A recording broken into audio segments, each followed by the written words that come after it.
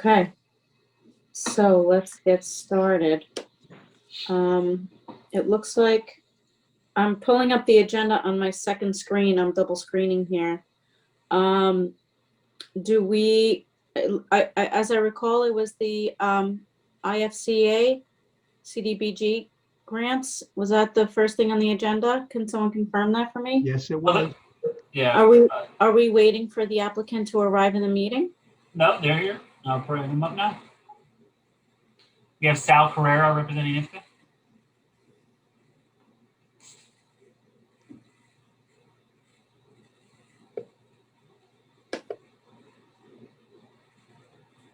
This is Sal Carrera representing IFCA this evening. Jackie has another meeting with the town of Ossining. Good evening, ladies and gentlemen. Oh, welcome. Thank you, Mr. Carrera. Welcome to our board. Thank you so much. Thank you for having me. As you know, IFCA, Interfaith Council for Action, is a not-for-profit. Currently, we own 15 buildings with 92 apartments in the village of Ossining, 14 of which are located in the village of Ossining and one in Tarrytown. Pursuant to our application, we are looking to enhance on capital improvements, 3 buildings, 2 James, 65 Hunter, and 223 Spring Street. As you know, we provide fair and affordable housing in the village. Majority of our tenants are Section 8 recipients, so there's hardly any cash flow, and we need as much help from outside county and state grants to get capital improvements done. 2 James and 65 Hunter, we are looking to install brand new roofs that are 25 plus years old. And 223 Spring Street, we need all new boilers that are there. The building is not old, but it was a state-run project, and we were required to put in a specific type of boiler that runs each apartment, heating and air conditioning and hot water. And these boilers are obsolete, and there's no parts available for them. So as we move forward, we want to take these out if we get the grant and put in customary boilers that every household has that will last for decades. 6500 and 2 James, the roofs are like 25 to 30 years old.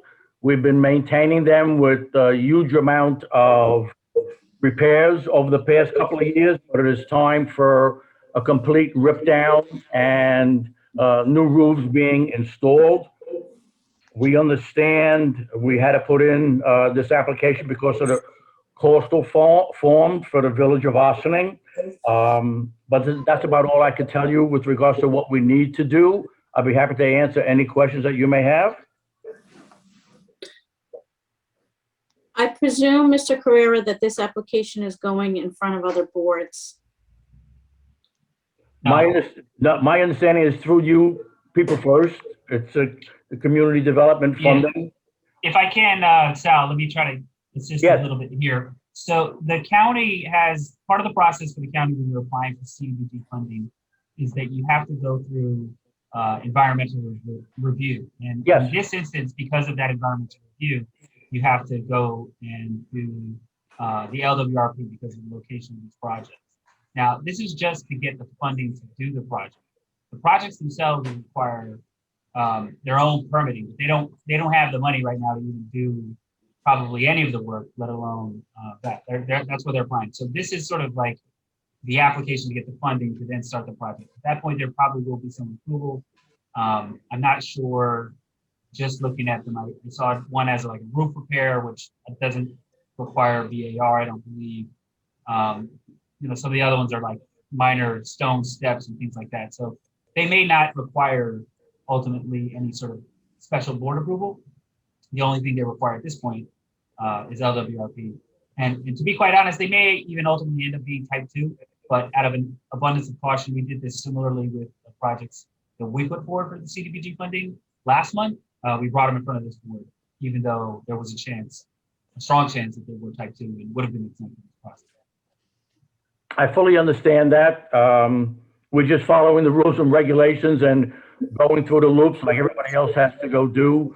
We are aware of the process. It's long and painstaking, but since it is a CD block grant and it's an environmental review, none of these items basically fall into the coastal form for environmental review, but we had to go apply anyway. Understood.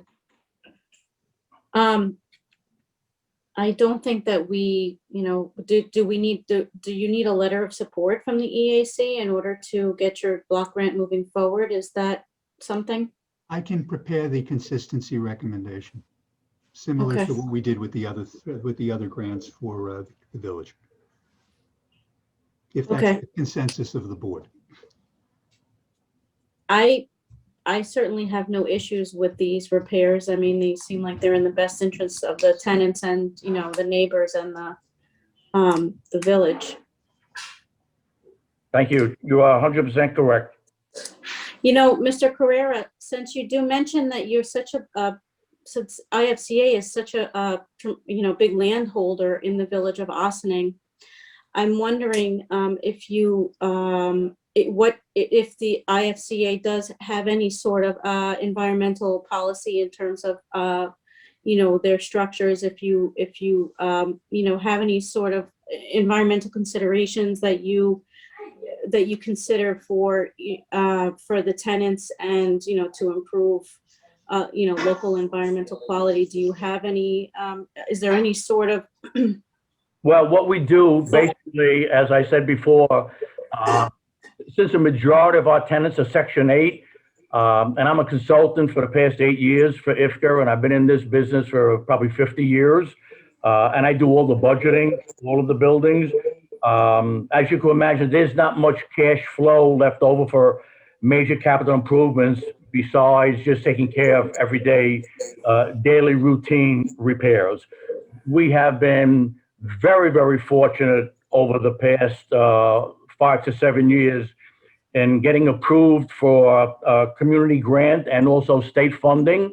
So no matter what we do into these buildings, and we just finished a $2.5 million project at 2 of our buildings through the state, where it was all new windows, kitchens, roofing, bathrooms, painting apartments, getting rid of asbestos, putting down flooring.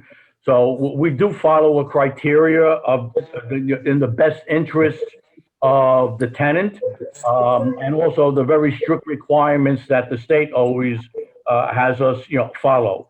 So no matter what we do, it's all on above board, and everything that we put in are all energy efficient appliances when we have the money to change them.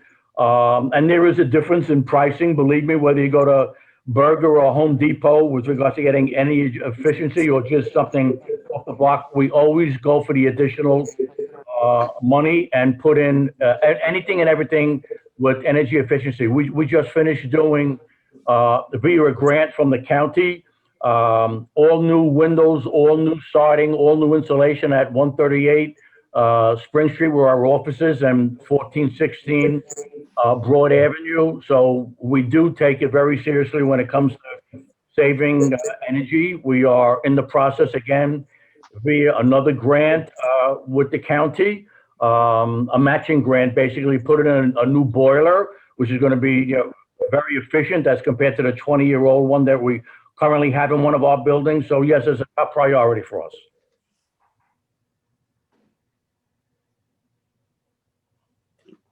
Thank you. You're welcome. I'm just going to raise this point with you as a grain of planting a seed with you, as it were. There was recently a study I shared with the remainder of the board. It was sort of like a GIS exercise where they scored various communities across the entire nation and gave them a score based on a score of tree equity. So the concept of tree equity is that people who live in urban areas tend to be lower, lower people, especially in lower income areas, in areas where there's, a diverse population. There often is a correlation with a less amount of trees, less amount of shade, less amount of access to green spaces. Ossining, the village of Ossining has a very low tree score. So something to consider. I know you try to get grant funding, and I'm sure you work with, you get grants and things like this. I do anticipate that this concept of tree equity will open up some funding avenues, possibly for IFCA in the future, and certainly, I'm sure your tenants and everyone loves trees. And if they're, it's something to consider. I'm just planting that seed there, that this could be a funding avenue for you in the future. And we're, as a board, we're starting to look for ways to improve our tree equity score. So as a landholder in the village, we would certainly appreciate if you would keep that in mind.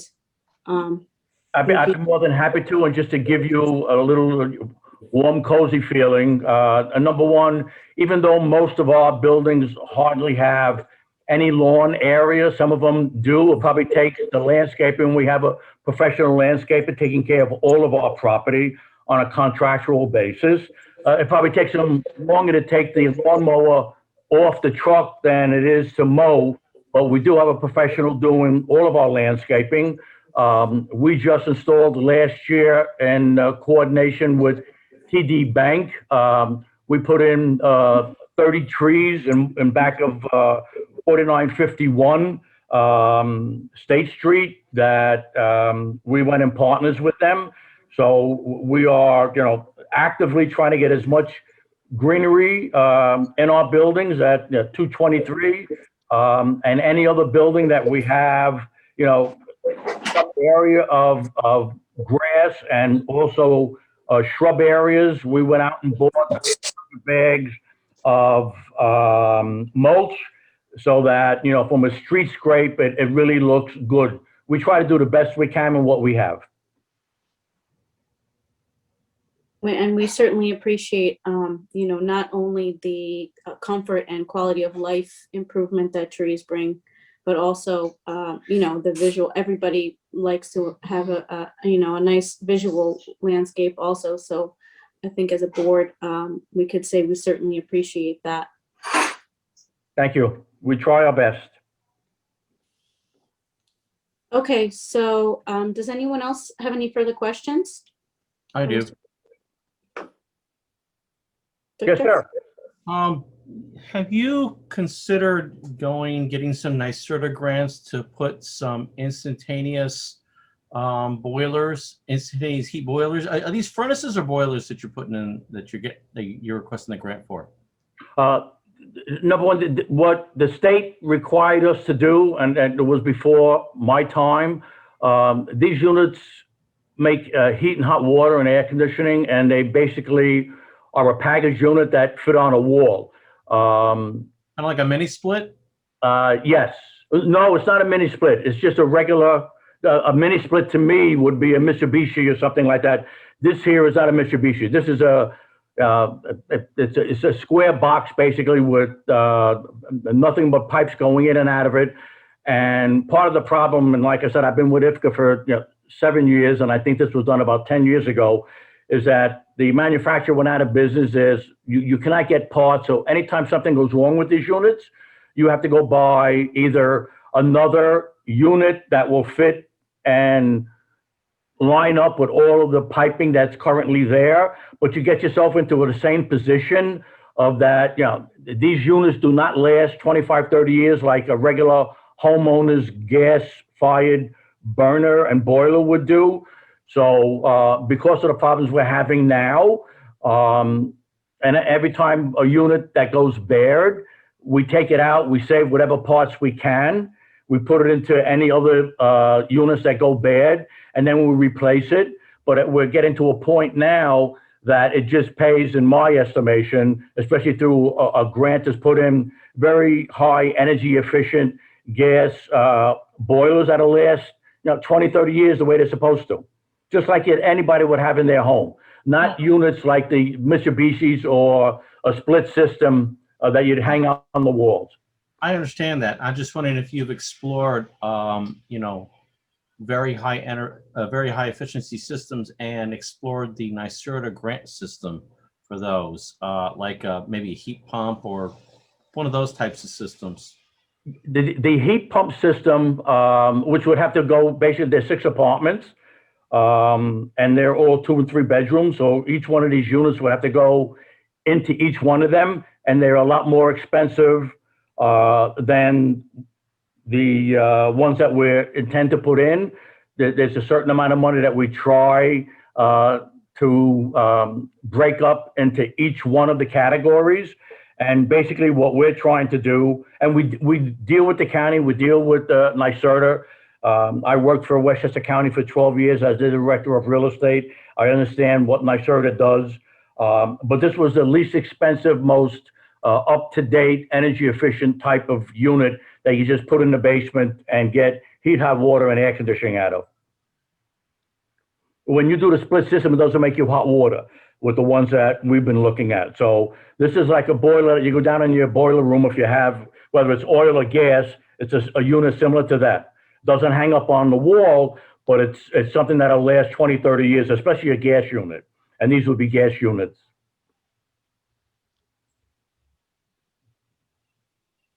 Okay, thank you. You're very welcome. I really don't want to take up any more of your time, Mr. Carrera, but this really raised a question in my head. I'm just curious to know if there is any sort of mechanism or exploration of using the rooftops of all the buildings that IFCA owns for solar. I'm sorry? Has IFCA looked into getting a solar contract for all of the rooftops that are owned by? Yeah, we have in the past, especially through grants, especially this $2.5 million grant, which was solar energy was part of it. Majority of our buildings do not face the right way. They're not flat roofs, okay? And the difficulty with solar energy, because I used to sell it a decade ago, is that it's very difficult. I would want to be able to pass the savings onto the tenants, okay, other than just ourselves, but the roofs and the situation of how these roofs are located in a majority of the buildings that we have, other than one, it just did not pay to try to do any solar energy on our end. We did sign up with the town of Ossining over at Marino with regards to their new solar panels. And we were just approved, in fact, last week, to be part of that configuration where IFCA will be saving 10% of our energy bill on every one of our buildings because of that array of solar energy at Marino.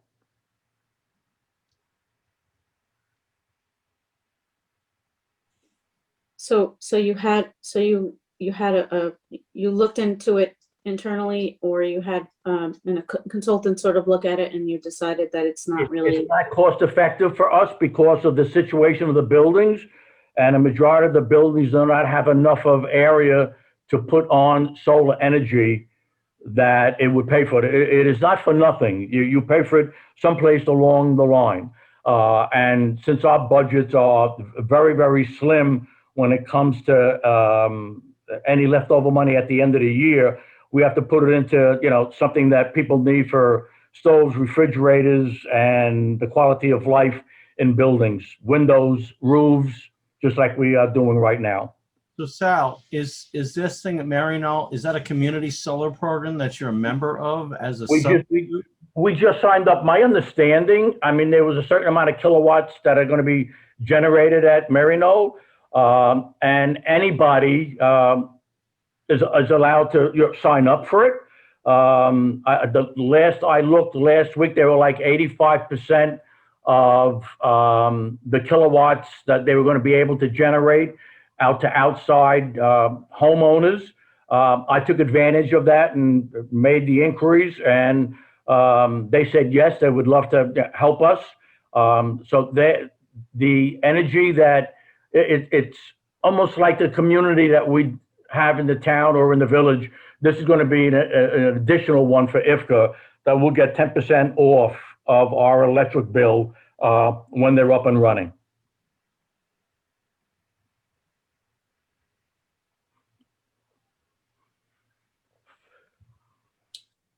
Okay. Okay, Thank you for coming to speak with us tonight. my pleasure. Have a good evening. Thank you so much. Thank you. Bye-bye.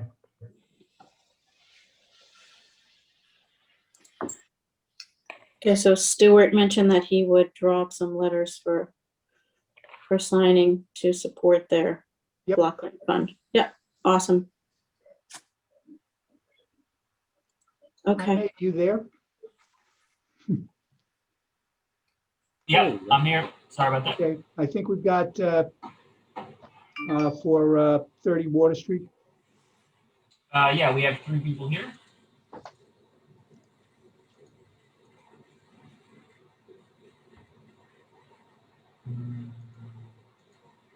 We have Jack Durkin, Bonnie White, Von Olson, and Rich Williams. Hello, how are you? How's it going? My name is Jack Durkin. I'm with Wilder Balter Partners. We are the selected real estate developer for 30 Water Street, which is also known as the Ossining DPW site. So if I could share my screen right now. Go ahead. Please don't mind. Share. Okay. Can you guys see everything? Yep. Okay. yes. So, like I said, I work with Wilder Balter Partners. I've been working with Bill on this project for the past, probably 15 or 16 months or so now. Bill Balter, he is the owner. He could not join us tonight, so I am filling in his place. Wilder Balter Partners is a fully integrated real estate development company. Wilder Balter Partners, also known as WBP, is the development firm of the company. We have Griffin Associates, which is a in-house construction company, and we also have WB Residential, which is our in-house real estate management company. So we develop, we build, and we hold all of our properties and manage all of our properties ourselves.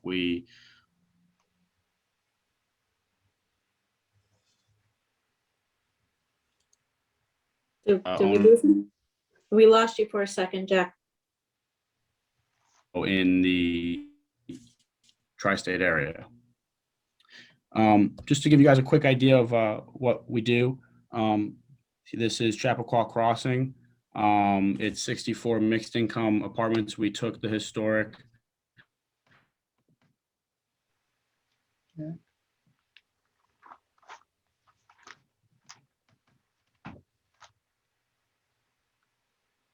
Is anyone else Yeah, so- having issues hearing Yeah, Jack? Or is it Yeah, just- he's We lost them.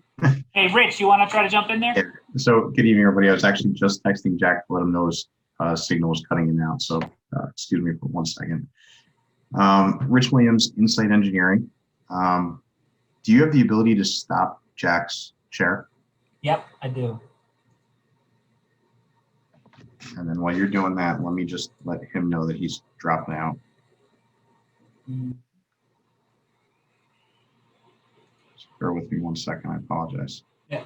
While you're doing that, can I just back up for a minute Hello? and get from Jaime or Stuart? Can you explain to the board the relationship? So Jack said that WPB was selected. So this has already gone out for an RFP or to, so we already have the partner that we're working with, and WPB is it. Is that right? Stuart, Yes. you want me to try or do you want to do it? No, simply put, Erica, you're exactly right. They are the selected developer following an RFP that was a while ago, but they're the selected developer for the property at 30 Water Street. Yeah, Okay. the RFP went out You guys hear sometime me in now? 2019 and was awarded in April of 2020. So we're quite a ways into this process. That's Yeah, correct. go ahead, Jack. I'm sorry about that. I don't know what happened there. I guess my internet dropped out, having some bad weather, but you can hear me now? Everything's good? You're good now. Okay, got it. So let me share my screen again. Sorry about that. So I'm not sure where you lost me, but like I was just going through a quick run through of our projects. This is Chappaqua Crossings, a project that we completed in 2018. Here we have 645 Main. It's currently in the development phases of I'm sorry, but I don't construction. see It's anything 82 on your screen. Sorry, I'm sorry. I don't see anything on your presentation. Yeah, Jack, you're showing us the wrong screen. There we Yeah, go. there it is. Thank There you. we go. Thank you. There we go. There we go. Chappaqua Crossing is up. There we go. What? Chappaqua, I'm showing 645 Main. Is that what you guys are seeing? No, we're seeing the prior slide, maybe. Hello? Jack, Yeah, I might Jack. have to drop off. I'm not sure what's going on. This Yeah, Jack. How about we do this? How about you send me the actual slideshow, okay? And then I can do the slideshow. And if you want, you can sort of run through it on your end, but call in, right? The call won't drop. You can see what you're showing and just tell me to move the slides, and I'll move the slides for you. All right? Sounds good. I hope you heard. I'm gonna- Yeah, so Jaime, why don't you stop to share for a quick second, and I'll start with the site plan, and we can come back to Wilder Walter. All right. History.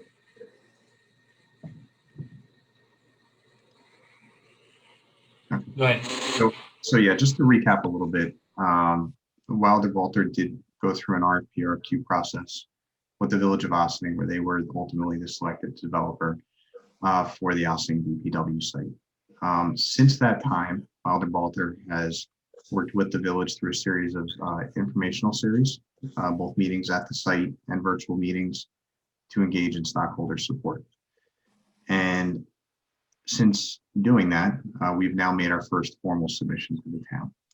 So Jack was going to give you a little bit of background about his company, who he is, what they've done, what they developed, and we will come back to that in a few minutes. But just to start and focus on the site plan itself for a few seconds, I'm going to share my screen and hopefully it works better than.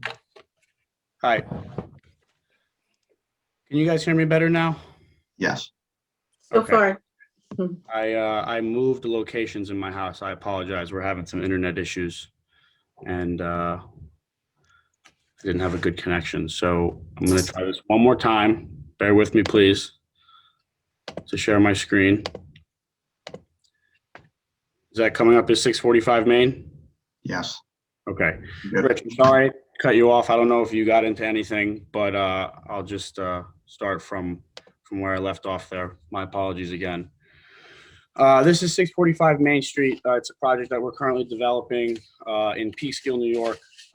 It is also in the middle of Central and Main Street, which is kind of ironic, but it's a very similar development, 82 affordable rental apartments serving families from 40 to 80% of the Westchester County area median income. It's also a brownfield site, so we're achieving a track one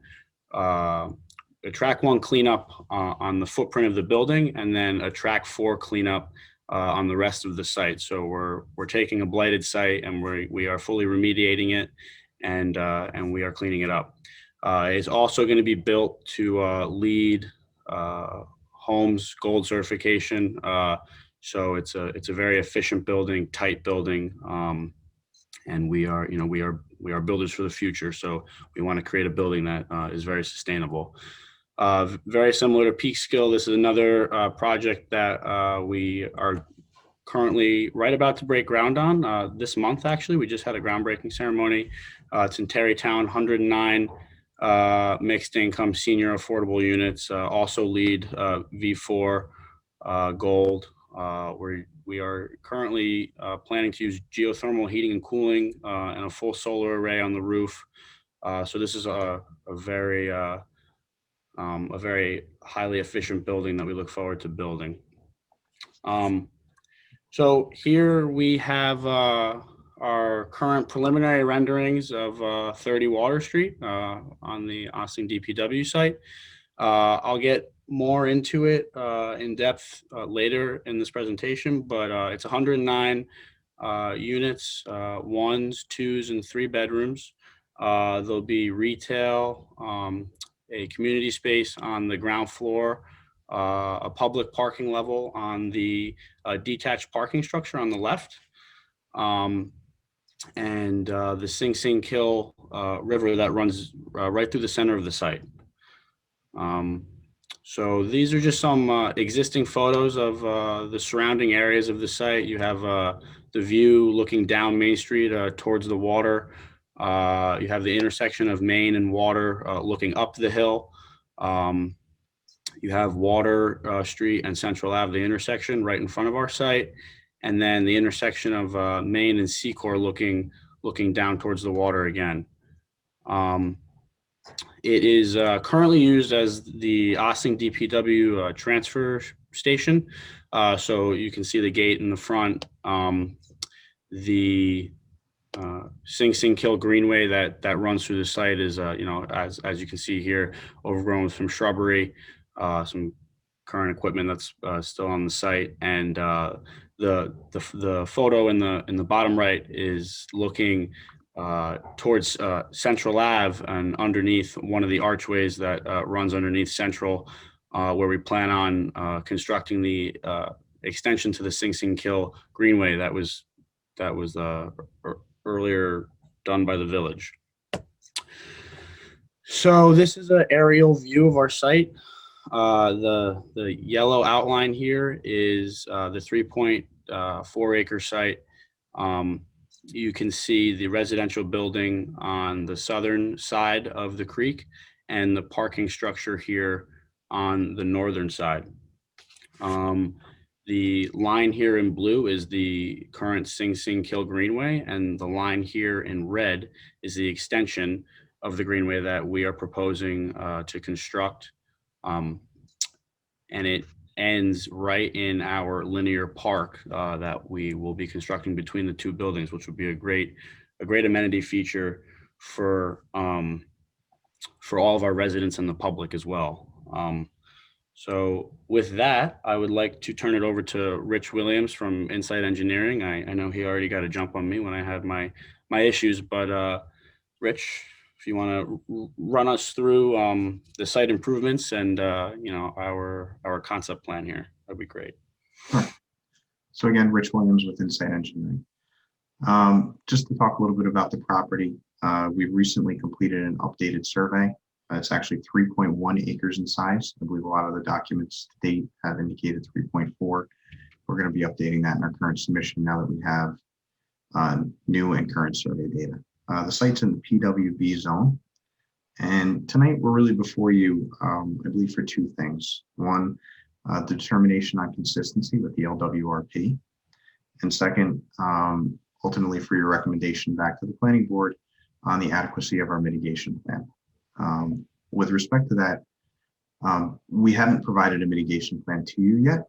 Our wetland consultant, Kimley Horn, we have Bonnie Von Olson on with us this evening representing Kimley Horn. Their company's been to the site. They've done a delineation initially for us. They've identified the Sing Sing Kill as a water course under your current wetland definition, reflecting, that's looking at the new code. They did not find any fringe wetlands. So it's just the water course. And they're currently reaching out to Army Corps of Engineers for their jurisdictional determination to confirm the same. We now have that boundary surveyed, and that's going to be on our upcoming plans. Now that it's been surveyed, we can do the proper takeoffs in order to prepare the mitigation plan required under your new code. So that is going to be submitted before we appear before you again. So a lot of what I'm going to talk about tonight is going to focus on the LWRP so that prior to our next submission, we can give you time to review our mitigation plan and have a discussion next time. Looking at the site, you can see Central Avenue runs along the northern border of our property. We have Water Street to the west. We're about 1,000 feet east of the Hudson River. Just to our west and just off of the aerial imagery is the Metro North Railroad tracks. North is up on the page that we're all looking at. Along our southern border, you'll see Main Street. And on the top half of our site, you'll see that proposed parking garage that Jack was talking about. And on the southern half of the site, below the Sing Sing Kill, the mixed-use building. Jack started to show you some photos of the existing Ossining DPW site. And one of the things our team really took note of when they started to evaluate and try and understand the property was there's a dramatic change that happens as you move from west to east across the property. You know, on the western half, you have the current DPW site with material stockpiles, composting, a lot of asphalt, a lot of pavement. And then all of a sudden, about midway through the site, it changes and it becomes a very natural forested, pristine area. And the architects, in trying to design the site and really work within the constraints or what the site was telling us, wanted to accentuate both pieces. And they wanted to create a gateway into this natural forested area. So I'm going to start kind of backwards and go up to the Central Avenue culvert. One of the first things we're going to be doing is extending the Sing Sing Greenway into the site. And we're going to use construction very similar to the first phase of the Greenway, or the portion that was completed to the north of us. That will require us installing some concrete piers in the Sing Sing Kill, similar to the previous construction that was approved. As we move into the forested area, we are also going to be doing hand cleanup. There's a lot of debris in the forested area and on the slopes, and we're going to go in by hand and remove the garbage and clean it up to make it look like a nice, the nice forested area it should, which should accompany the greenway. Also, in the eastern area, at the request of the village, we're going to be installing a stormwater management area. This is going to be off to the side of the kill, so we're going to be able to install it without working within the boundary of the kill. And what we're really going to be doing is creating a stilling basin on the side of the river. And what currently happens is the water comes down the river and sort of makes a turn as it heads towards Water Street. And the village is experiencing ongoing maintenance problems, not at the Water Street culvert, but the culverts that go under the railroad tracks that they're not allowed to maintain, where they've observed garbage and debris coming down the kill from the upstream areas. When you get to our site, the kill flattens out. North of us, it has a much different steep and slope gradient. So the water flows down, the garbage comes with it, flows down through our site and hits the downstream culvert and creates a lot of blockages. So working with the village engineer, we're going to create this stormwater management area, which as the water comes around the turn, it'll be able to hit this stilling basin and hopefully help some of that garbage settle out for future maintenance so it doesn't continue to move downstream. As we move from east to west, and you'll see some photos of how we envision the greenway being extended into the site and how we want to blend it in with the nature, you're going to hit a landing zone where the existing development starts. And that's where we're going to create a linear park that exists between the parking garage and our proposed building. You can see on the rendering, and Jack, I'm not sure if you can point to it, the green area in between the buildings. That is required by code. It's a fire access road. But in the spirit of trying to green things up and make the kill feel more natural throughout this area, we're going to use a grass paver style detail. That's what our initial plan is at the moment. The other thing we want to do is create a linear park space along the kill by rehabilitating the existing walls, creating seating areas, installing trees and landscaping to help soften that existing, I'm going to say, for lack of a better word, industrial look on the western end of the site. Just to touch a little bit about the parking garage, in order to optimize its design, we will not have internal ramps. That allows us to condense the footprint as small as possible. We're going to take advantage of the grade along Central Avenue in order to accomplish that. If you're familiar with that area of Central Avenue, the grades rise. And so what we'll do is we will have an entrance to each level of the garage as you move from west to east along Central Avenue. along Main Street, you also have a similar change in grade. So I'm going to shift gears to the proposed building now. You're going to see some elevations in a few minutes from Jack, and as he starts to talk about the architecture, a lot of care and thought went into how to create this building, which will be 8 stories at its tallest point, but without making it feel like an 8-story building. And what you'll see in the future renderings is a series of step backs. The first 2 step backs you can see in brown. Jack, you can circle those for me. Those are both amenity spaces for the residents, and they're also going to be green roofs. So we're going to design them as stormwater management practices. And what the architects took care in doing is stepping the building back to move along with Main Street. So as you move with the street, it doesn't feel like you have this massive building sticking out of the ground. And that'll become more apparent in a few minutes as we show you the elevations. Last thing I want to highlight before we start talking about the LWRP and flood zone development is stormwater. This site currently operates as the DPW yard. There's maintenance of machines, composting, all sorts of activities, but no stormwater treatment. As I mentioned, we're going to install a stormwater management area on the eastern end of the site along the Sing Sing Hill. We're also going to be installing those 2 green roofs. And in addition to that, we're going to catch all the developed area and pass it through hydrodynamic separators before discharging to the kill, which is where the water now flows. Also to mention, we're going to be installing numerous trees on the western half of the site where currently none exist, and also using that grass paver design to try and help clean things up and limit the amount of impervious surfaces we're creating. So from a stormwater standpoint, there's going to be a big change coming from the site into the water quality to the kill.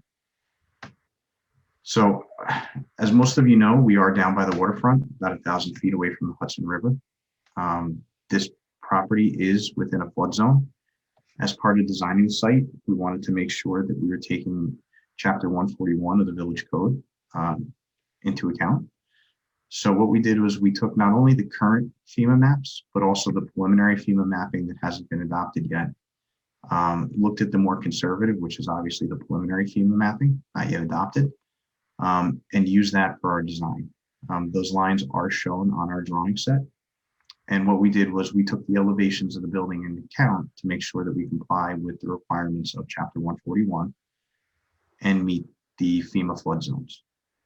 Now, we also want to build a building that Jack said that's resilient for the future. And as part of a lot of the stakeholder meetings that happened, flood rise was a topic that was talked about. So we also went to the Hudson River Flood Impact Decision Support Tool and New York State DEC's most recent guidance, or actually adoption, of sea level rise. And what we did was we took DEC sea level rise for the medium high event, which is unlikely to be exceeded. We went out to the farthest year that they've done predictions on, which is 2100. So we went to the event that's 2100, not likely to be exceeded, which equates to about 48 inches of sea level rise. And we went to this Hudson River Flood Impact Decision Support Tool and married a 48-inch sea level rise with the 100-year storm event to understand what that 100-year floodplain would look like. We plotted that line on the drawing and compared it to the preliminary FEMA lines. And that is what we used in order to set the building elevations, the most conservative of all the above. So I did want to mention that because that ties into the coastal assessment form and the LWRP, which is the first part of our discussion tonight. So we did provide a coastal assessment form. There were 3 things that we did check yes to: the potential for public recreation opportunities, which we obviously see as this linear park, which will be open to the public because, again, there's community space in the building, as well as the extension of the Sing Sing Greenway. We also checked yes to development within designated flood hazard area. I just talked to you a little bit about FEMA. And then the third thing we said yes is we are in the LWRP. As far as consistency with the LWRP, our preliminary review of it, we are consistent with revitalizing the downtown waterfront between Crescent and Hudson. We do believe we're protecting fish and wildlife resources from contamination. First, through the brownfield cleanup that Jack mentioned, we're going to take an existing contaminated site and clean it up before we even do redevelopment And through a redevelopment, we're going to be providing stormwater treatment, as I already mentioned, as well as taking an industrial area with a lot of blacktop and greening up a lot of the spaces. Next, we believe we're consistent with preventing erosion of filled land west of the railroad tracks. Again, those railroad tracks downstream of us do present an ongoing maintenance problem that the village is aware of, and we're hopefully going to help improve the migration of sediment as well as garbage and debris from going down the river with the stormwater management area we're going to be producing on the kill. There's also talk in consistency for LWRP, which isn't directly applicable to us, but it's maintaining existing level of access to existing public water related recreation facilities. And I'm not sure that this directly applies to us because it really talks about the nature preserve and the Sparta dock. But we are providing access, maybe not to the Hudson River waterfront, but certainly to the kill through the extension of the Greenway and the linear park, which we spent a lot of time thinking about and working with the village on, as this is a direct pedestrian connection from upper Main Street areas down to the train station area. One of the other things in the LWRP is protecting, restoring, and enhancing visual quality. We certainly, and while we may be biased, believe this project is going to visually enhance the area from the current DPW site. We've also taken into account the surrounding grades, the neighboring properties. We've tried to be very sensitive to that and stepping the building in its height, which you'll see as Jack goes through some more of the renderings in a few minutes. Also consistent with the LWRP is protecting water quality, protecting air quality through the elimination of a lot of the DPW processes, and preserving and protecting the freshwater wetlands, as we believe through the greening up of this property, in addition to the stormwater management area, as well as the brownfield cleanup, we'll be doing a lot to improve quality at the kill. So sorry for rambling on so long, but Jack, I will turn it back over to you. Absolutely. Thank you, Rich. So just to give you guys a little bit better of an understanding of our site and our proposed development, I'm just going to run through a few of the floor plans here. We have the cellar floor plan of the residential building here. We do have 24 parking spaces in the cellar. That will also be in addition to obviously the detached parking structure on the northern end of the site. And then we have some back of house space, some mechanical rooms and utilities as well in the basement. Here is our ground floor plan. As you can see, we have placed the retail portion of the ground floor in closest to Water Street. That is with the intent to, bring the public into the site, into the linear park, bring them into the retail space. We will have our amenities or a portion of our amenities on the ground floor as well. Our lobby farther into the site, and then furthest is the community space, which we intend to utilize for the public, and also possibly and hopefully for the public schools. It'll be designed as a flex space with a temporary split wall or movable desks and chairs, which we intend would be a great use and benefit for them. So the next is the second and fourth floor plan. So as you can see in the residential building, the whole building footprint is residential units, and that's the second, third, and fourth floor. It also shows the parking structure. Over here is the first entrance on Central Ave to one of the parking levels, P2. And then when we bring it up to the fifth and sixth floor plan of the residential building, you can see the first setback that Rich was talking about. This is the first terrace for our residents.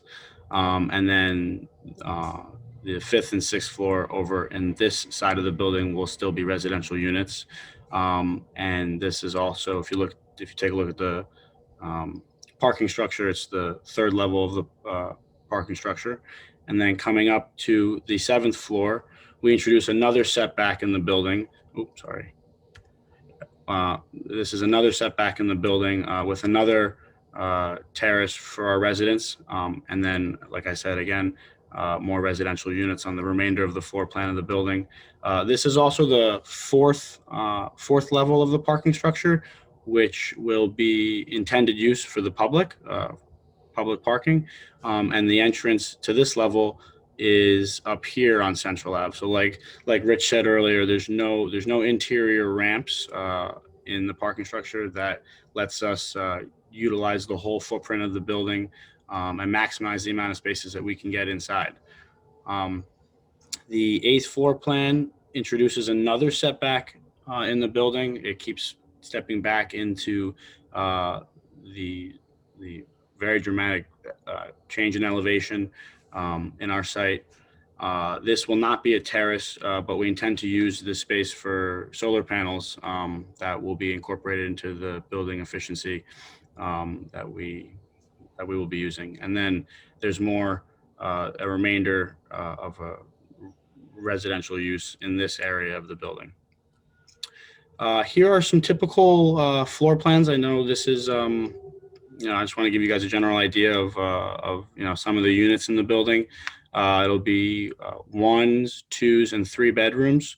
The typical 1-bedroom unit is around 690 square feet. The typical 2-bedroom would be around 950 square feet.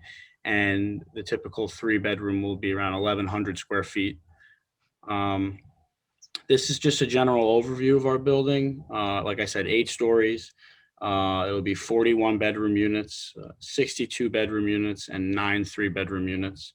It's 3,558 square feet of retail space on the ground floor. Like I said earlier, a little over 3,700 square feet of community space on the ground floor. It's a total of 144,368 square feet in the residential building.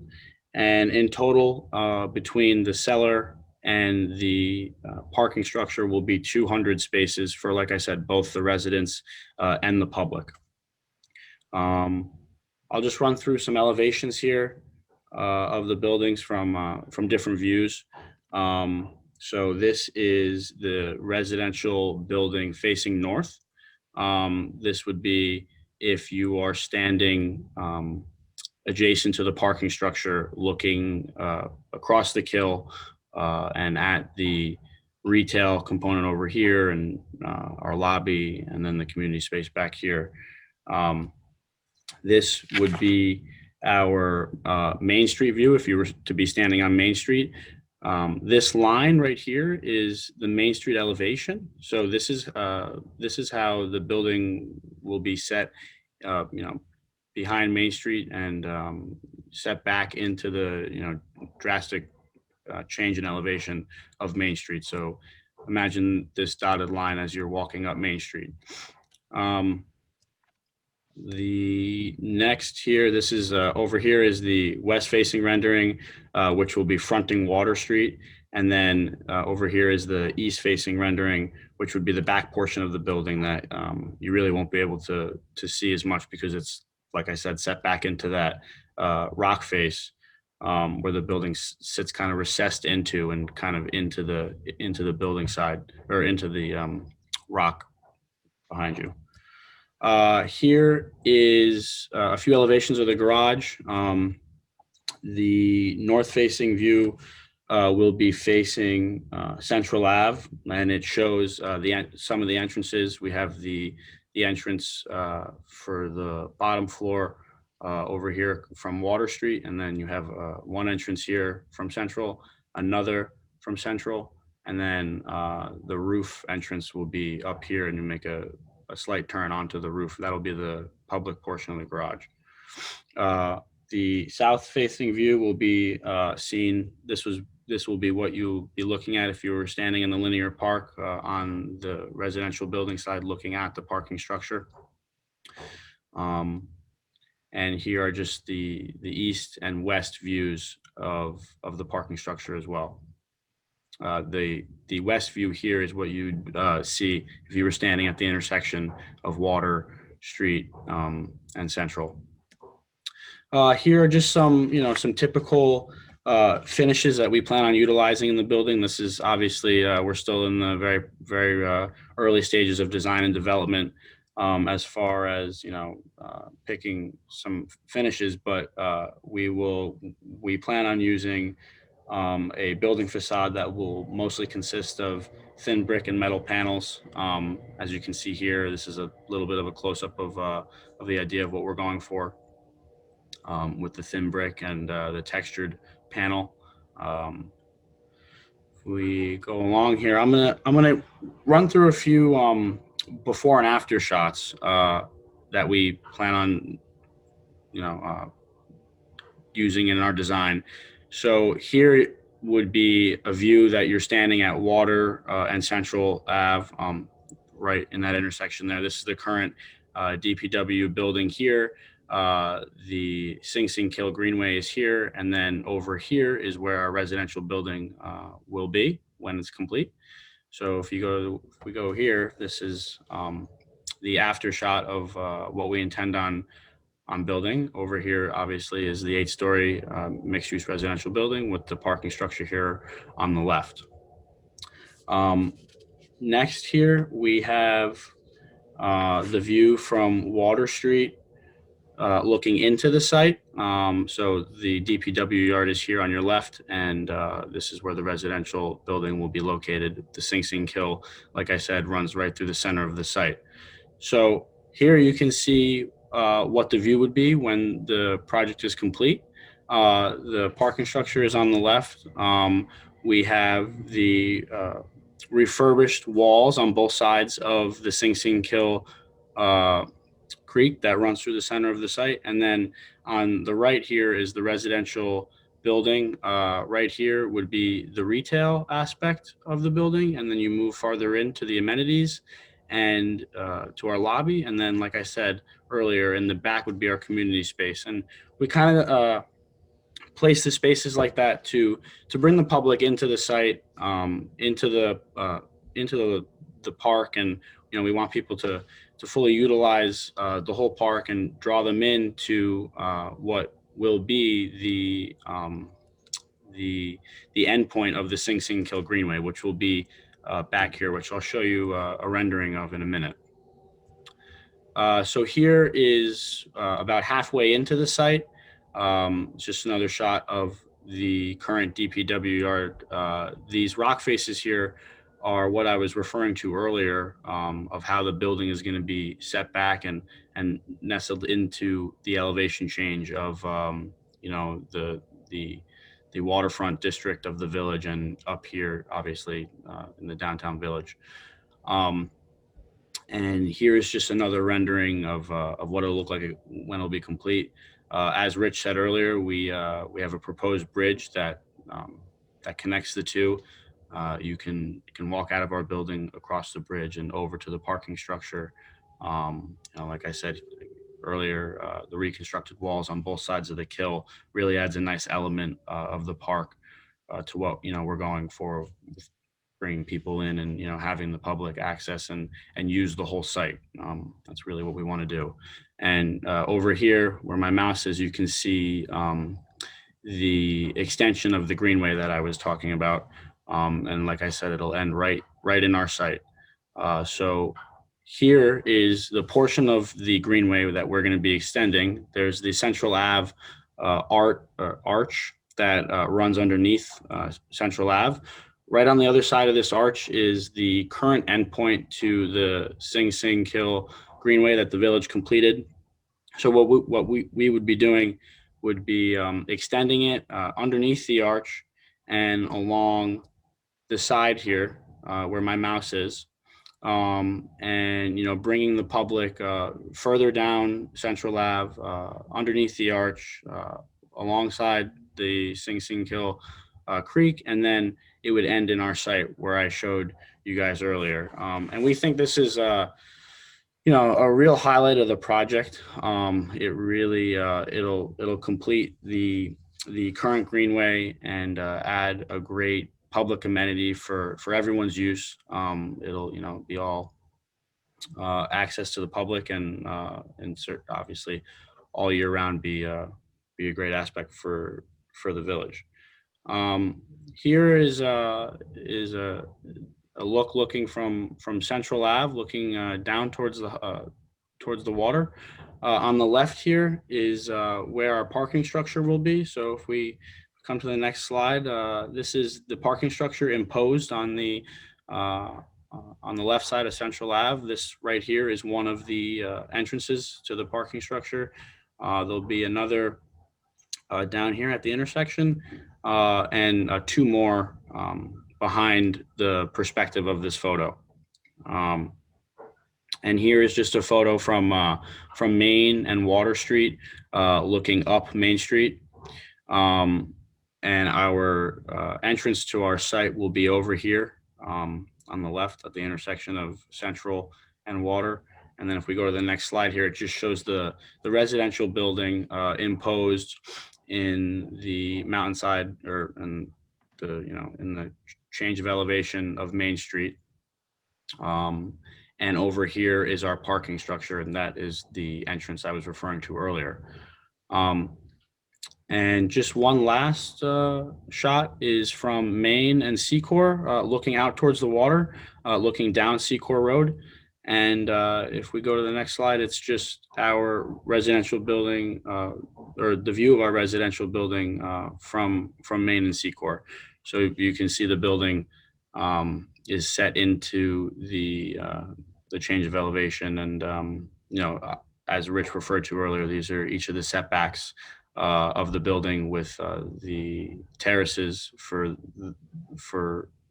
the residents, and the solar array up top as well. So that is that kind of concludes our presentation of 30 Water Street. We're everyone at WBP, myself and Bill, and our whole design team, Rich, and is really looking forward to this incredible opportunity down by the water in Ossining. It's something that we've been working with the village for a while now, and we look forward to wrapping it up and breaking ground.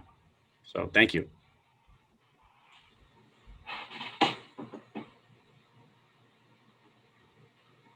Jack, could you close down your screen? Yep. Sorry. So just kind of a note for the board. This is obviously the first really big application I think that you've actually been actively involved in to this degree. So this is different for I think the whole team here, in that in the past you've dealt with LWRP stuff and sort of tried to provide as much guidance as you could through the EAC process. In this instance, you're actually going to be dealing with that, but also with the mitigation plan for the wetlands impact. And so the site is largely built on a buffer, on a wetlands buffer area, because of the fact that it is so close. But there's also a tremendous amount of work, as you can see, being done there. So I think the goal of the meeting tonight is to really provide as much feedback as you can. If there are any questions that sort of are lingering out there, or if there are any ideas that you think that they missed that they really should implement into a mitigation plan, this is really the time to do that. They're going to be coming back in September with a fully formed mitigation plan to go over it at that point. And if that, the goal is, hopefully, if you're in a position to do so, that after that meeting, you'll be able to provide a recommendation back to the boards about whether or not the mitigation plan is sufficient at that point. So you don't have to do anything tonight, but I really would highly suggest you take this opportunity to ask as many questions as you can and provide as much guidance as you can. Areas of concern or things that you could really pay attention to. And if you want, Rich can also play a song for you on his guitar. So floor is yours.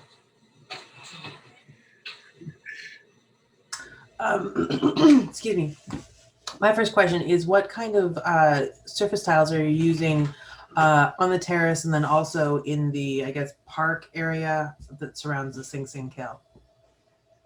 So candidly, I'm not sure if final materials have been picked for either of those yet.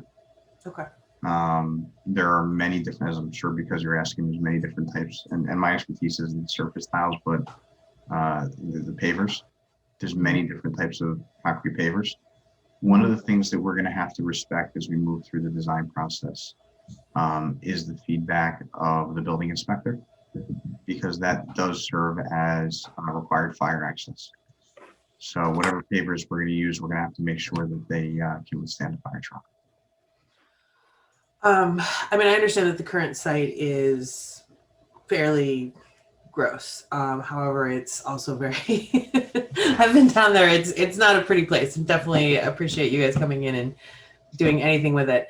But the surface itself is quite porous. So what, we would very much want you to keep in mind is, you're going to be covering this with stuff that is semi-porous. So there's going to be a tremendous amount of rainwater. I know you guys are putting in a stormwater management plan, but we are getting more and more rain, heavy rains as the seasons change. So definitely, please, when you come back, have an idea of what kind of pavers you're going to be using in that flat area surrounds the kill, and then also on the terrace, just to let's try and help put the water back in the ground. I imagine there's going to be some on-site retention as well, right? Yeah. So one of the things that we've prepared is the stormwater pollution prevention plan, and that looks at two things separately: water quality and also water quantity. As far as quality goes, we have to meet certain standards that New York State dictates for both any new impervious we're creating, as well as redeveloped impervious. And this is not meant to be argumentative. New York State actually dictates to us that any drive service does actually act like an impervious surface. But we will be respectful in our modeling. And yes, we as part of our stormwater pollution prevention plan have to prove to the village that we're going to control stormwater flows from the pre to the post condition, and also take a look at the bigger picture in the kill to make sure that as water comes down the kill, or release of water, so that it coincides with peak flow coming by our site, because we are at the bottom of a larger tributary. Good comment. Not very good comment. Related question: you mentioned that several of the terraces were going to be treated as green roofs, if I remember correctly. You know if those are extensive or intensive green roofs, and will they have any capacity for holding rainwater, stormwater for some time? So the way we typically design those is they will have a drainage layer, soil media, and then the surface materials on top. And again, I personally won't be designing them. We will be with the project architect, so we can bring back more information for the next meeting. Okay. What those will look like. And somewhat related to that, but not exactly. And maybe this is more for your landscape architect. It would be really great if part of the work that you're doing within the redesigning, creating the extension of the greenway, also involved dealing with invasive species and planting native plants. And the image of the linear park calls to mind perhaps something as evocative and poetic as the the High Line in New York, but the actual, and we're not New York City, the High Line took $1 zillion, but the actual rendering at this point looks really bare and sparse. So I hope that as the design is fleshed out, that some attention is given to how you can tuck some really lush, great spaces of little pocket of plantings in that area. And I think it could really be something great. It will probably be shaded a good deal of the time because it's on the south side of the two structures, but there's a lot of potential there. It could be really great. And I'll just echo Katie's point that, normally for water quality, shade is best. I know it's just a short stretch that's exposed, But the cooler the water, the better. And also, I just echoing a previous point that Katie made in terms of design aesthetic. I think you want to think about a linear park versus a linear transport area, because right now it just kind of looks like it's just a space where people flow from one place to another, but it doesn't necessarily seem like a place where people would stop, right? And this site is not only to benefit your company, but I would assume that part of the RFP process was that it's, because it's a public site, it's supposed to benefit the citizens of Ossining. And I would think that if there, like Katie said, there were more, cozy, less sparse areas, and it is early in the design process. And I know that landscaping is always sort of later on at, 30% design or 60% design. But, we would, I think, for the citizens of Ossining, I think it would be, nice to see at that point, when we get there, a little bit more of a engaging park space. Quick question on the parking facility that you're putting in. First, thank you. Oh my gosh, parking down there is fantastic. The topmost level of the parking garage, is that also going to be parking space, or is that just like a flat roof design? The top level, which will be 45 spaces, is intended for the public use. Okay, perfect. The 3 levels below that would be for the building itself. For the residents in the commercial area. Are there any plans on maybe putting barrel trees up there to provide shade to those cars and to just kind of lower the overall temperature of the building itself? We will bring that back to the building design team. As of right now, I don't know that there are, but we will talk to them. Okay. That's a tough landscape as someone who looks at a lot of parking lots. Yeah.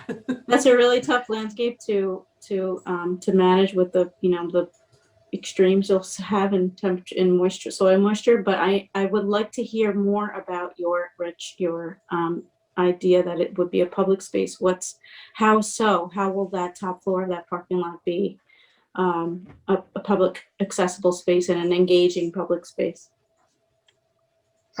It's going to be public parking, not necessarily public park space. Sorry. So yeah. Nice view from your car. Yes. No, as part of a lot of the early planning with the village, it's my understanding that it was important that our project incorporate parking for the village. It certainly comes at great expense to the project to put an extra floor on, but it's something that the developer was willing to do in order to hopefully see the site redeveloped. Very excited about that. You mentioned for the stormwater quality and quantity, you had retention features, it sounded like oil separators, and then also a stilling basin. So who's responsible, or who will be responsible for maintenance of those features? Is that shared with the village? I Or don't. is that solely on the property owner? I don't believe final maintenance has been worked out. So I don't want to go too far. Yeah, Rich, I'll jump in. We are currently working through the different responsibilities of maintenance with respect to the residential building and the public portion of the parking structure. So it's something that we're working through with the village, and will be handled once it's complete. So okay. It may not be an all or one, depending on where the practice is and what it's treating. Right. Yeah, I think for us, we just want to make sure that it's clear and there's no ambiguity there as to who needs to take care of what. Yeah, absolutely. And then just another question: is there any work for the Central Avenue arch where you're extending that walkway? I assume the arch is owned by either Ossining or the highway department. I'm not sure who's responsible for that, but if you're now opening that up to the public access, I don't know what condition some of that stonework is in, but it's a pretty old bridge there. As of right now, there is no work proposed to the arch. The way the greenway would be extended is with vertical columns, and then the platform sits on top of the columns with railings similar to upstream portions of the greenway. Right. So we wouldn't necessarily have to touch the arch, but I understand your comment. I love the idea. I've walked that many times, and every time I get to the end, I say, "Man, I wish this actually went somewhere instead of just up to the street." And then, so very excited at what you proposed here. Thank you. Having had a car totaled in that bottom of that parking lot during a sudden downpour a number of years ago, I totally applaud all the attention being paid to stormwater management. Thank you. I would like to see in the future the map you mentioned earlier that shows the FEMA overlay and the DEC overlay. That was in the presentation. They didn't zoom into it. So I don't, Jack, if you can pull up that map that shows the FEMA lines. Yeah, I can. Is that all right, Rich? I can go back to it. You want me to share it right now? Or you have it? Great. Yeah, that'd be great. Thank you. There's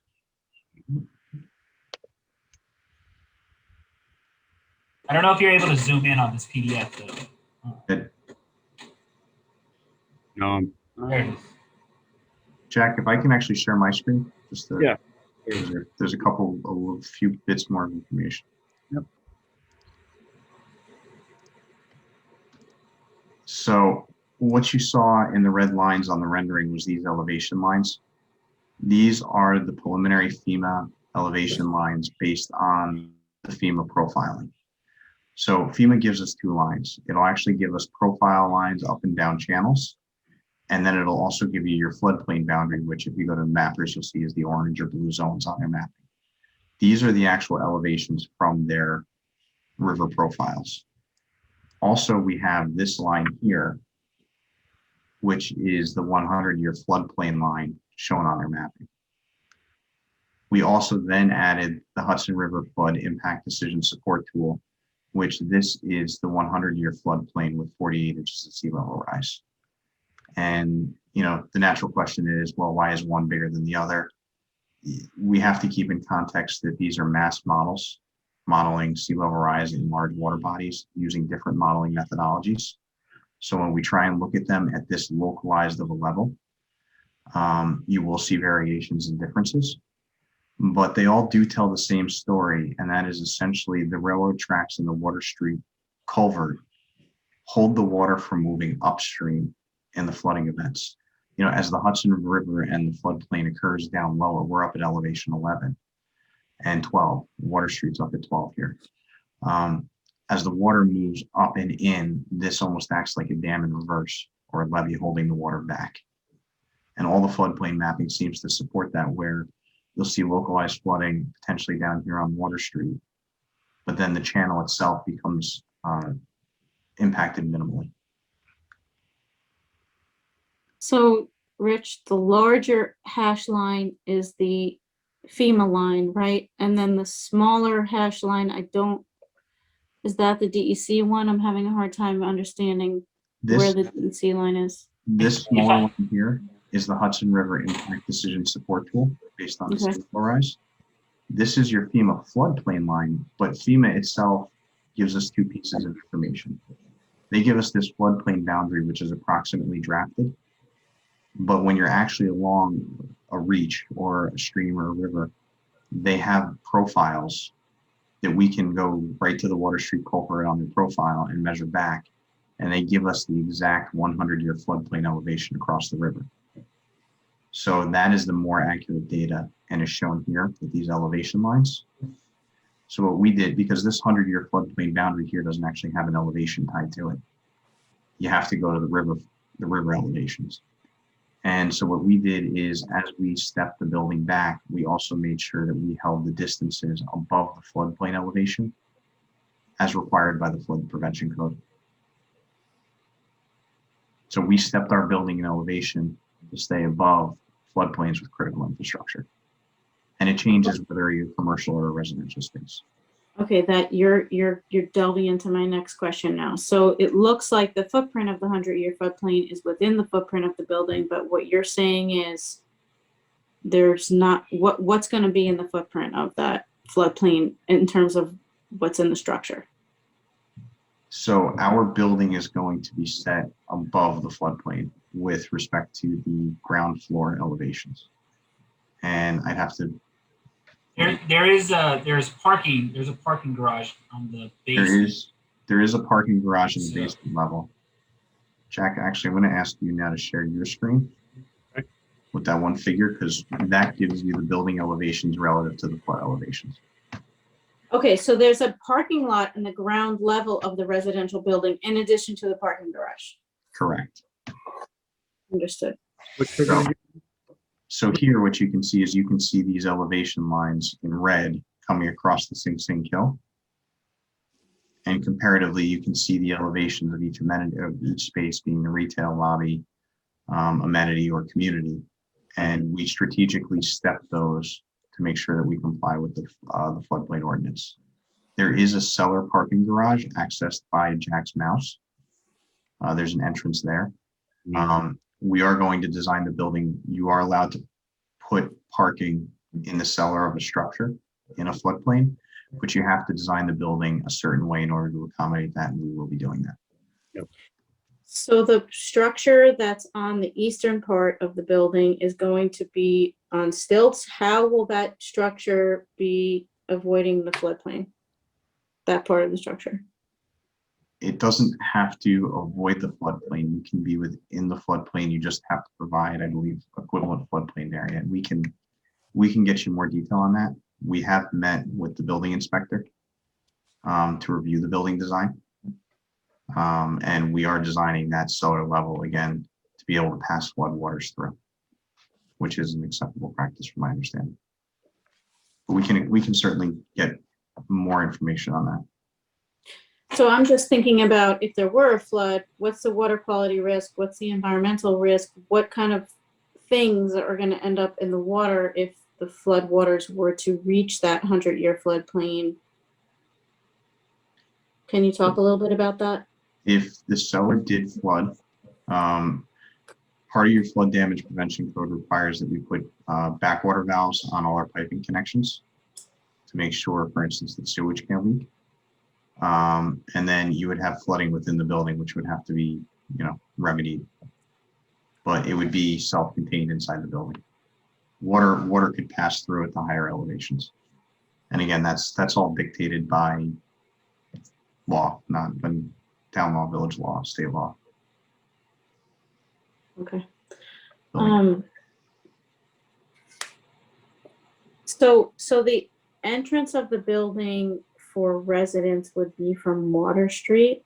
Is that right? Where's the main entrance? Correct. So I'll just go, the main entrance is over here in the lobby. So you would walk off of Water Street and to the lobby over here. And because this map doesn't have that floodplain overlay, it's hard for me to see.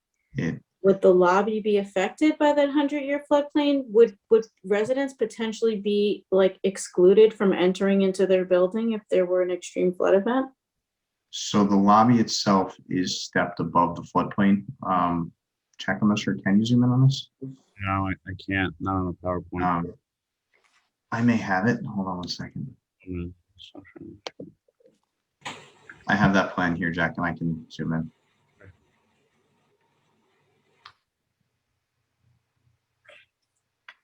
Bear with me 1 second to pull it up.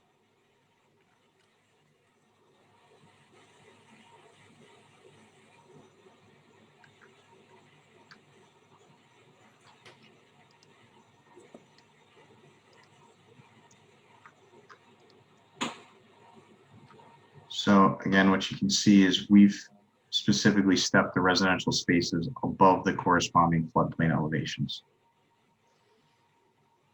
I see. So the amenity is 15, the elevation is 13, lobby is 15, and elevation 14, community space is 17, elevation 15. And again, that wasn't done by our choice. That's actually, again, village code, floodplain code. what we're required to do. Floodplain is 12, retail space is 13.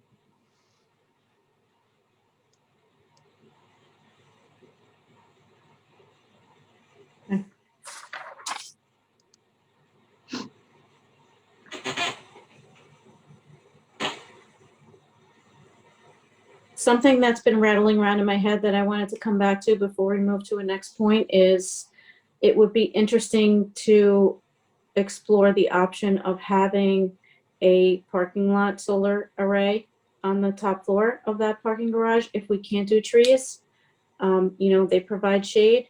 They, you know, it's a renewable energy source. So if it's just a parking lot on that top floor of that parking garage, that's something that I think, you know, would be welcome. And I'm not sure if it would help. Do you have lead goals for this project? Are you doing a lead goal for this? Yeah, I'm sorry. I thought I mentioned that earlier. This will be to green guidelines and lead V4 Gold.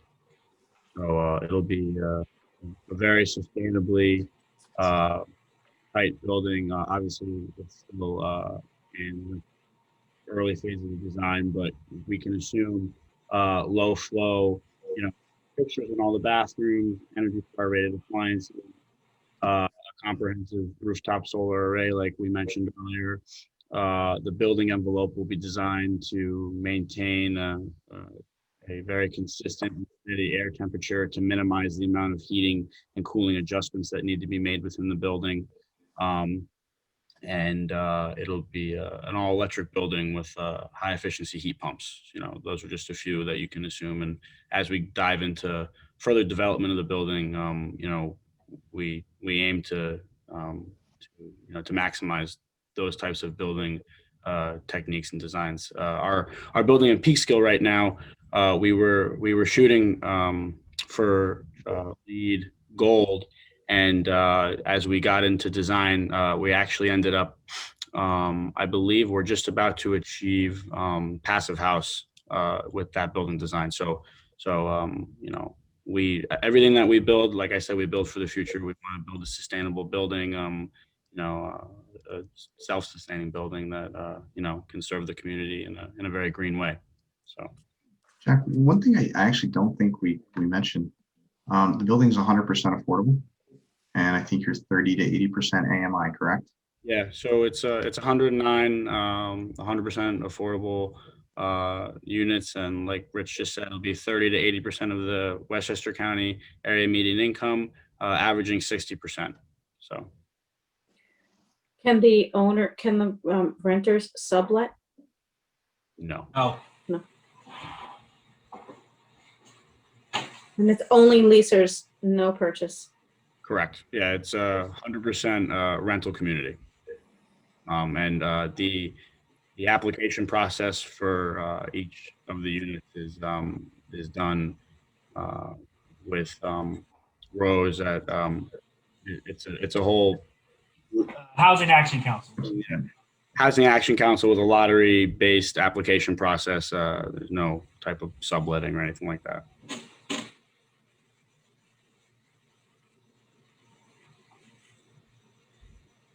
Question that may have been discussed prior to this is, well, being that it's affordable housing with units up to, did you say 3 bedrooms? There'll be 9 3-bedroom units, yes.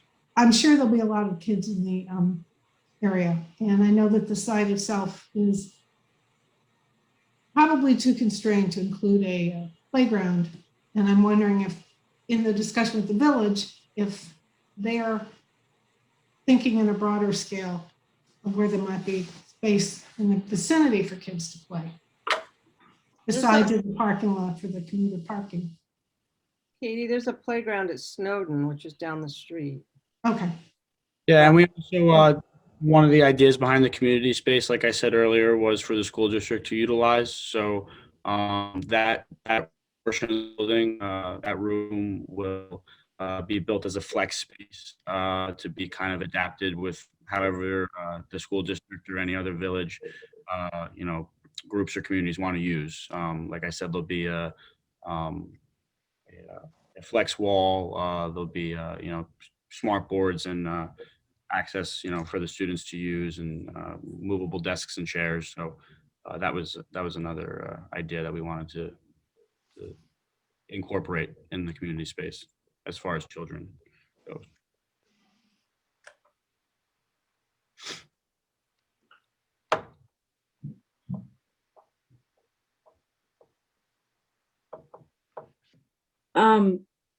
So you mentioned, Rich, that there will be a stormwater practice, talks a little bit about the stormwater practice. That will, what are your thoughts on the location of that right now? It will be on the eastern portion of the lot? Is that the idea? Yeah. Just gonna share my screen. I'm actually gonna pull up a grading plan, which will show it in a little bit more detail. So there's a sloped area here. This was the area that the village engineer had discussed with us early on. You have a steeply sloped portion of the property that comes down and starts to flatten out. And the idea is as the water comes underneath the culvert here and starts to make this turn, giving a little bit more width to the kill before it narrows down and flattens out, in order to create a place where we can create a sump next to what the kill is, a little deeper than the kill, to allow things to settle. Debris, sticks. There's a lot of problems with large branches coming down sometimes, that ultimately, once they hit, for lack of a better word, the chute, where the training walls are, that then go into the Water Street culvert, they end up plugging at this parking lot culvert and then even further downstream at the railroad tracks. And the village doesn't control maintenance of the railroad tracks. So their hope is that by creating a larger shoaling area here, we can help slow the velocities down, get some things to settle out, and maybe alleviate some of the downstream conditions happening. So the idea would be, if this is the water's edge of the kill, and again, we just had the water level surveyed, as well as some more detailed survey of the edging, so that we understand where the water level rises and flows to. We would come off to the sideline. We'd actually, during low flow, sandbag off the side of the kill so we don't go into the stream bed itself, create this shoaling basin to the side, and then ultimately pull the sandbag berm and let this just become part of the kill.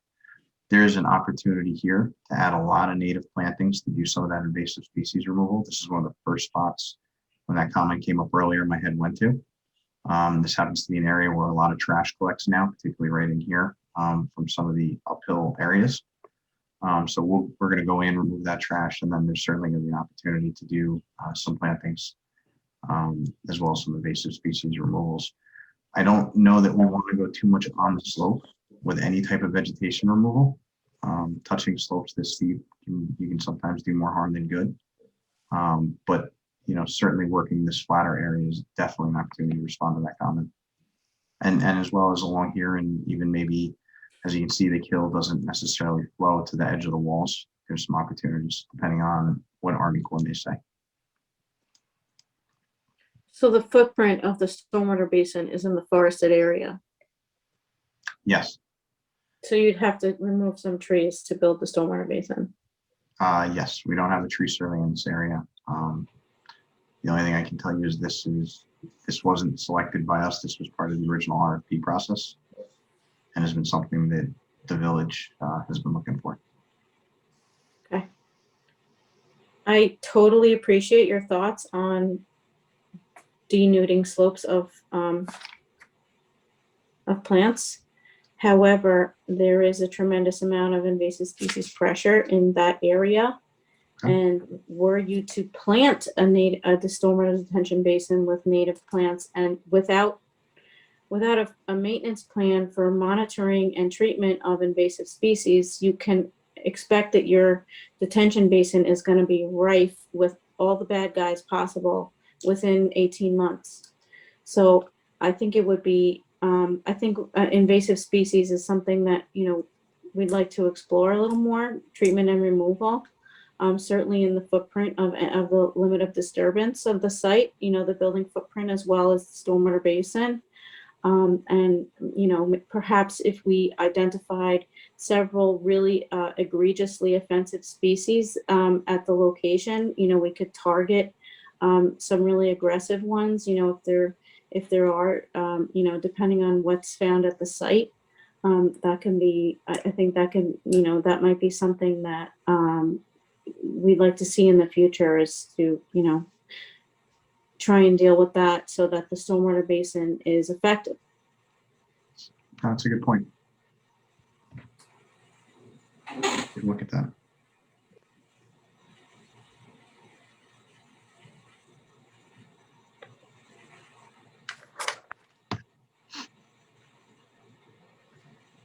So you mentioned, Rich, also that the site is actually 3.1 acres and not 3.4.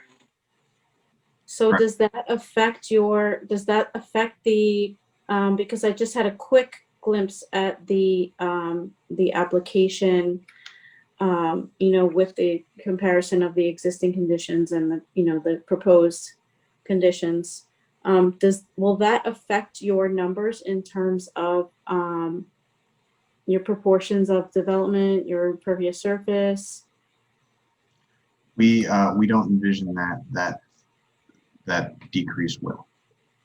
So we haven't finished running all the numbers yet, but our preliminary look at it is that it won't cross any thresholds that we weren't previously crossing. I have a question.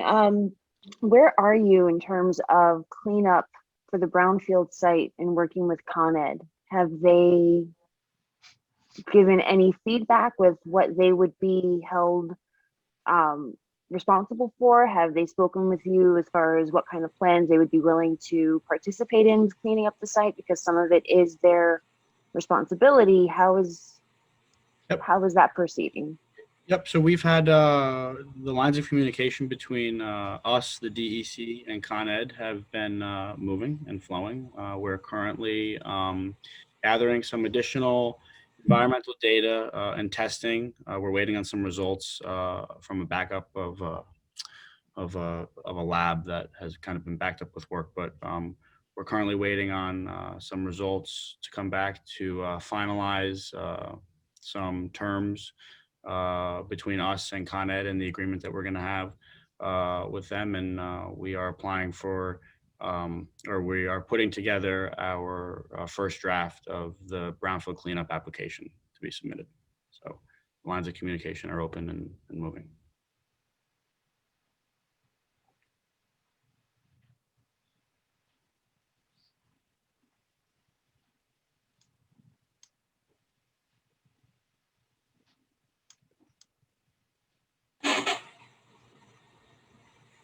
Is there a reason in the traffic study that you did? I know that you're saying there are a couple of spots that are going to be taken away from the commuter parking. That is all of Central Avenue. All the parking spots are tagged parking for the parking lot. And there are a few spots that will be taken away. Will they be able to use the parking that is in that structure, or is that going to be a strictly municipal, like maybe 2-hour parking like is average, or can that be an all-day parking? And why wasn't Snowden included in the traffic study as far as the impact of traffic and the environmental impacts? Because that is a major road that goes down to the area.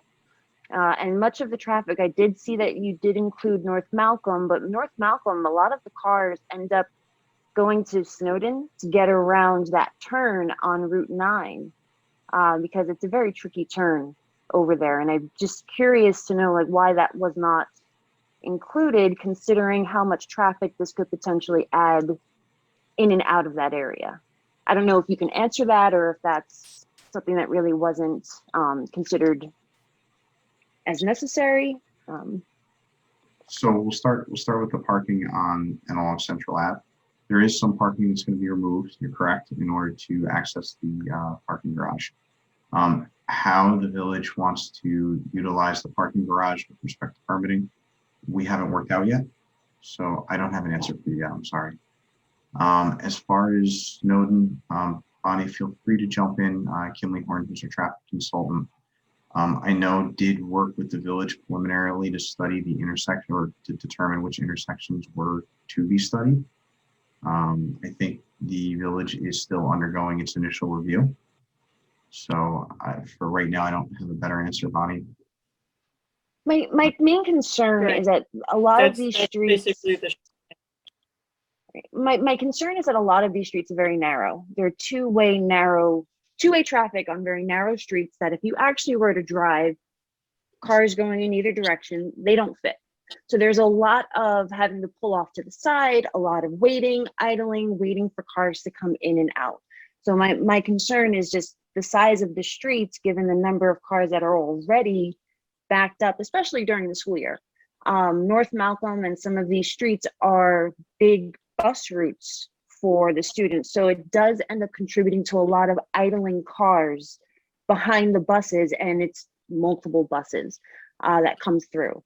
So there's the concern of idling school buses, idling cars, idling things coming in and out. North Malcolm, you cannot go down with 2 lanes of traffic. Even though it's labeled a 2-way street, that's the reality of it. And cars will often use those smaller side streets to get around some of the traffic that ends up building up on these considered more busier roads.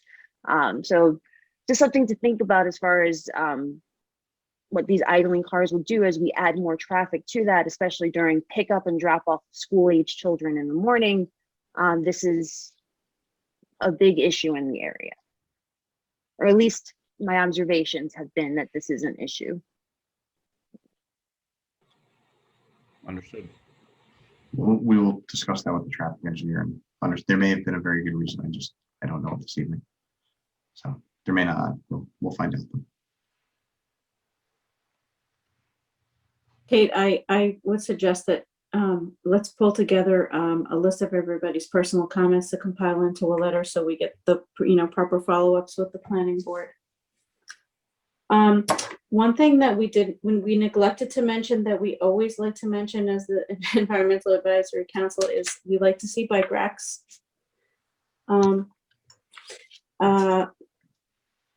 Solar panels, great. Would love to see the solar panels on the roof of that parking structure. I know a lot of you guys are excited about the parking structure. Personally, I'd rather see something more attractive on the street side.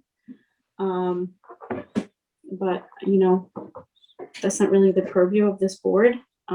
Just sort of saying that, but if we could make the parking garage a bit more environmentally friendly with roof panels as a parking lot cover, the way we have at Maryknoll, I think that would make me feel a little bit better about that. Understood. A lot of, and Jack can play better than I, a lot of the application process for the affordable housing has to do with the viability of the project and being able to, put resources, because a lot of this does come from funding. So I'm not sure what the implications of that are, but we definitely hear the comment, and we'll certainly take it back to the team and understand how it plays into the broader context of the project. And it's, and we'll give you a good answer back.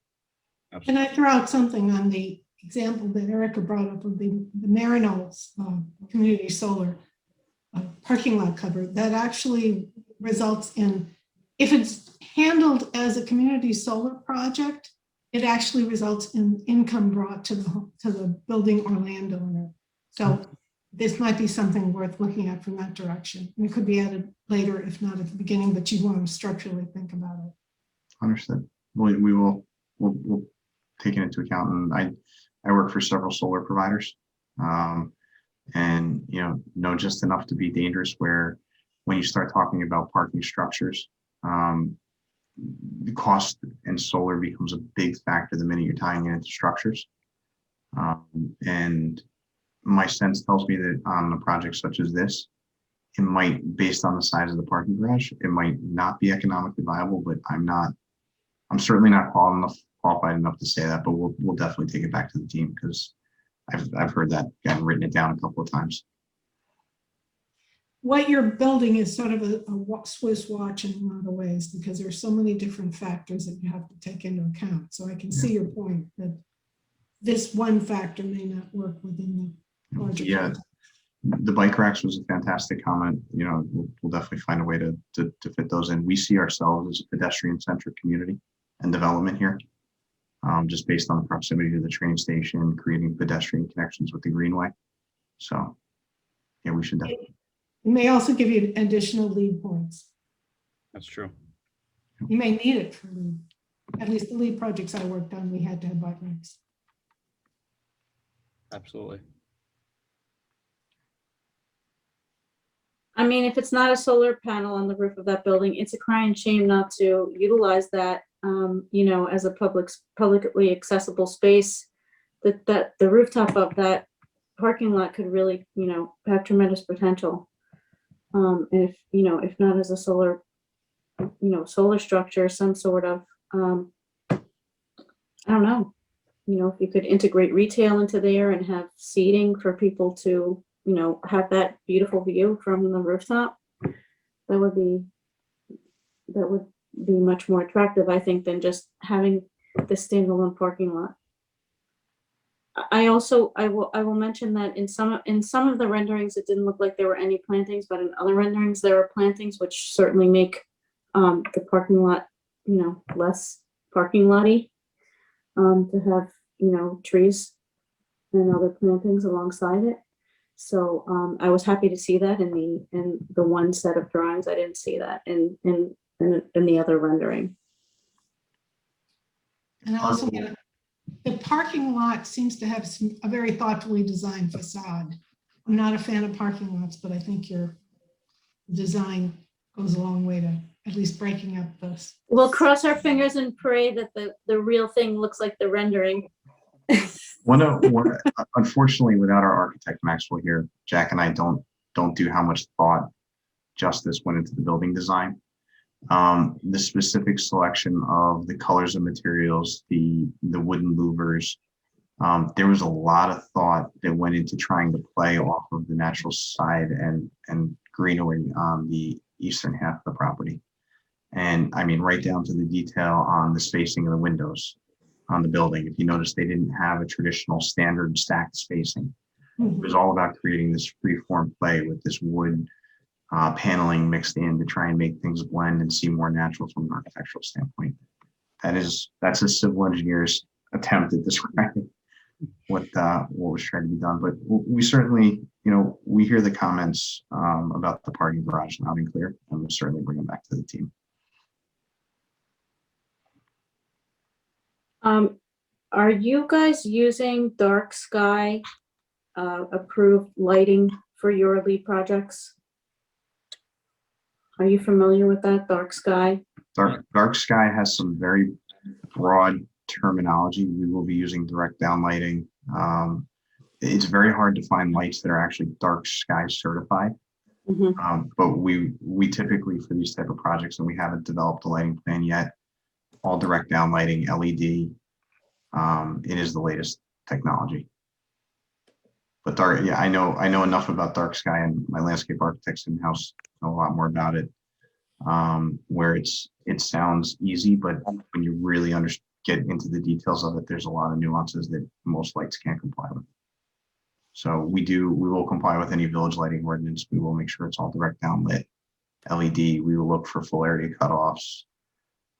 We will look to minimize lighting, as well as light pollution.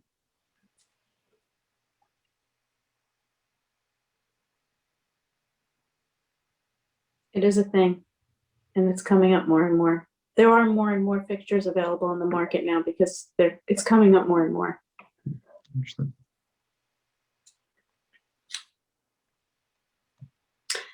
Can you talk a little bit about your garbage? So you have a garbage, you know, we're a very windy village, and you know, I see that you have an internal garbage structure. Does that, what happened? What's the fate of that trash once it leaves the building? That is something that I'm gonna have to get back to you on. I cannot give you a certain answer quite yet. Historically speaking, our current buildings that we manage now have a trash separator and compactor, and but as far as after it leaves the building, I will have to get back to you on that. Were you anticipating that the village would collect the trash, or would it be a private hauler for this? Typically, what does WPB have, private haulers or municipal? Every municipality is different. We build in a lot of different communities and cities and village. It really does vary.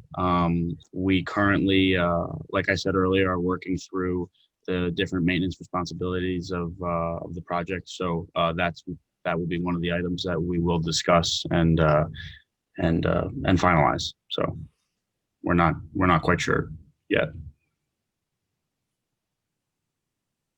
Okay.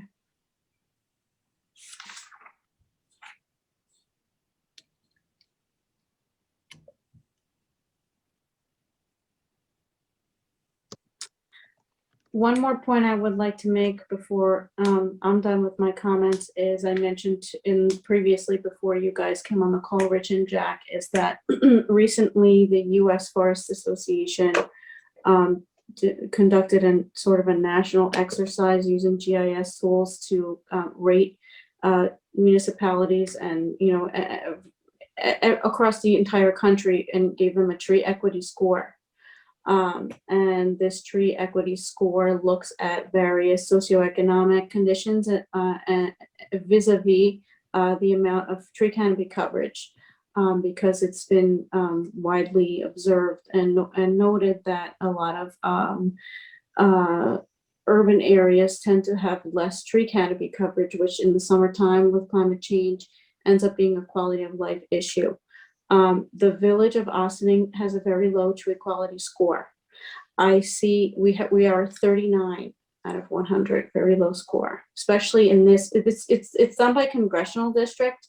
So this area that the Water Street development would be in is in that congressional district. That's a 39. Other parts of the village have different scores. In any event, it would be interesting to see what the tree survey reveals, how many trees are coming down, but certainly we would prefer not to see a net loss of trees. So however we can sort of maximize, and that area is blazing hot. It's parking lots, a lot of parking lots. And I do think for the quality of life of the residents as well as the users of the park, if we could, and just, even the surrounding area, the people that live, as engineers, that concrete is thermal mass. If we could maximize the tree coverage and not have a net loss of trees, that would be a really great thing. We are currently in the process of revising or looking at and revising our village tree policy. So not to catch you blindsided, because it is early in the design phase. That's something to keep in mind, that we would prefer not to see a net loss of trees.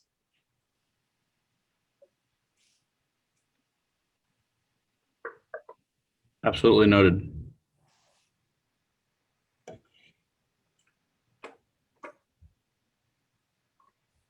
Does anybody else have any comments or questions?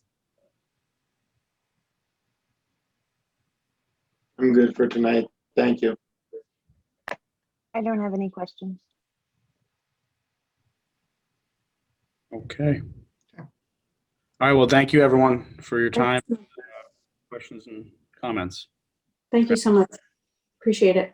Bye. Yeah. Thank you.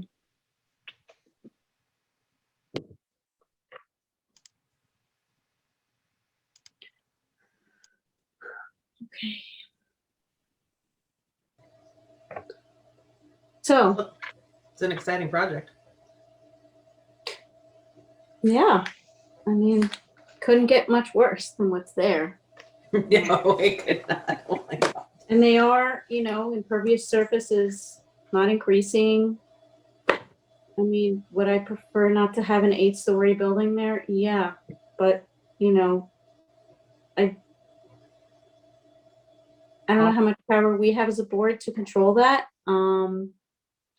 They talked about a reinforced wall. The property across Main Street that had the little avalanche there. Yes. I'm assuming the buildings department is going to take a very close look at how they construct that. We just have to have faith in them That's not really our, this is something that we've all brought up in other meetings before, because God only knows we're all slightly traumatized by that landslide. And now we got this white elephant that no one can occupy. It's gonna be litigation for probably another 10 years before anything happens, unfortunately. But I agree with you. It's, it's a good point. I'm sure the engineers are much more, vigilant. I would hope so.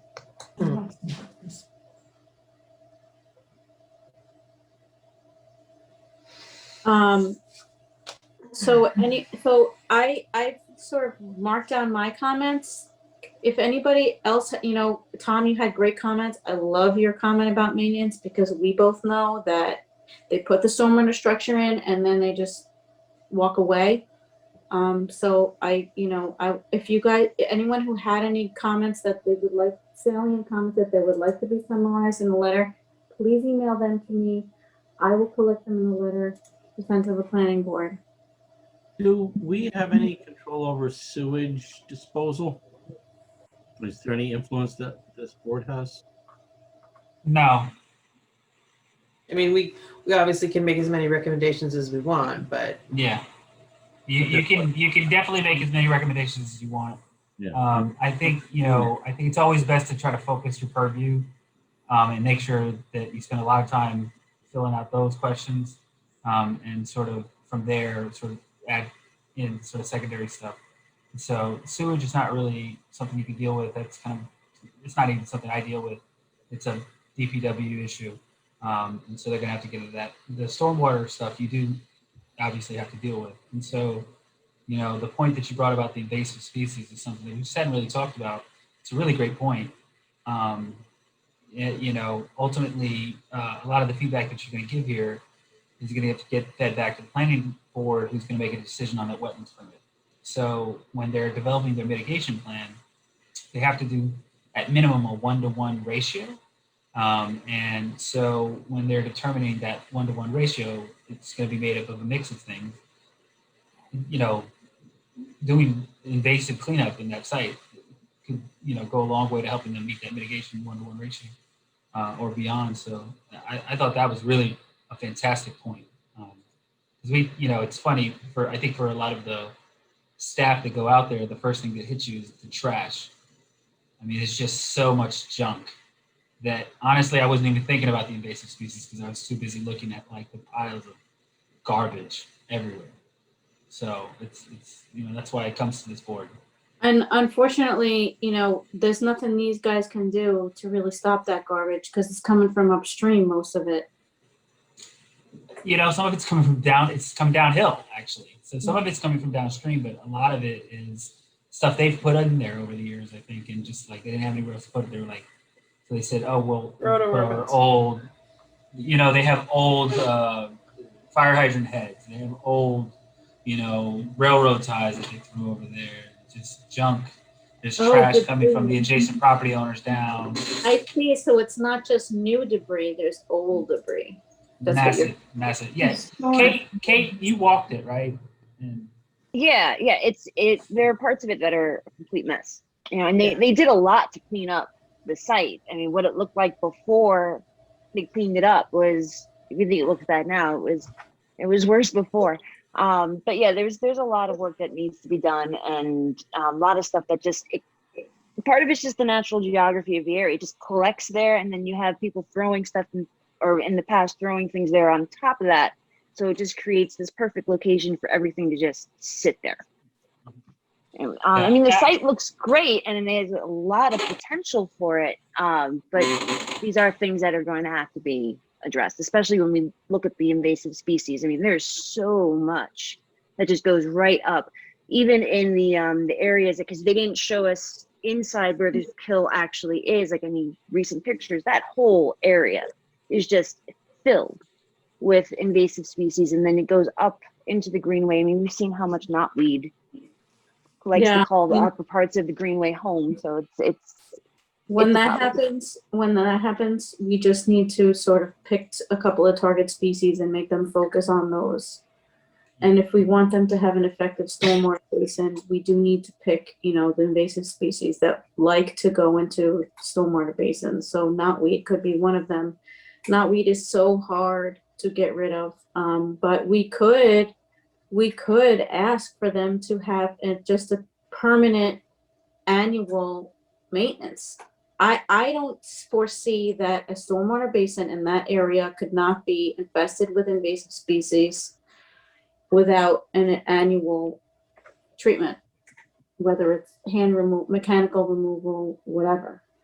Yeah, I think that's probably, that's definitely something you're going to want to get into an email and get into the recommendation.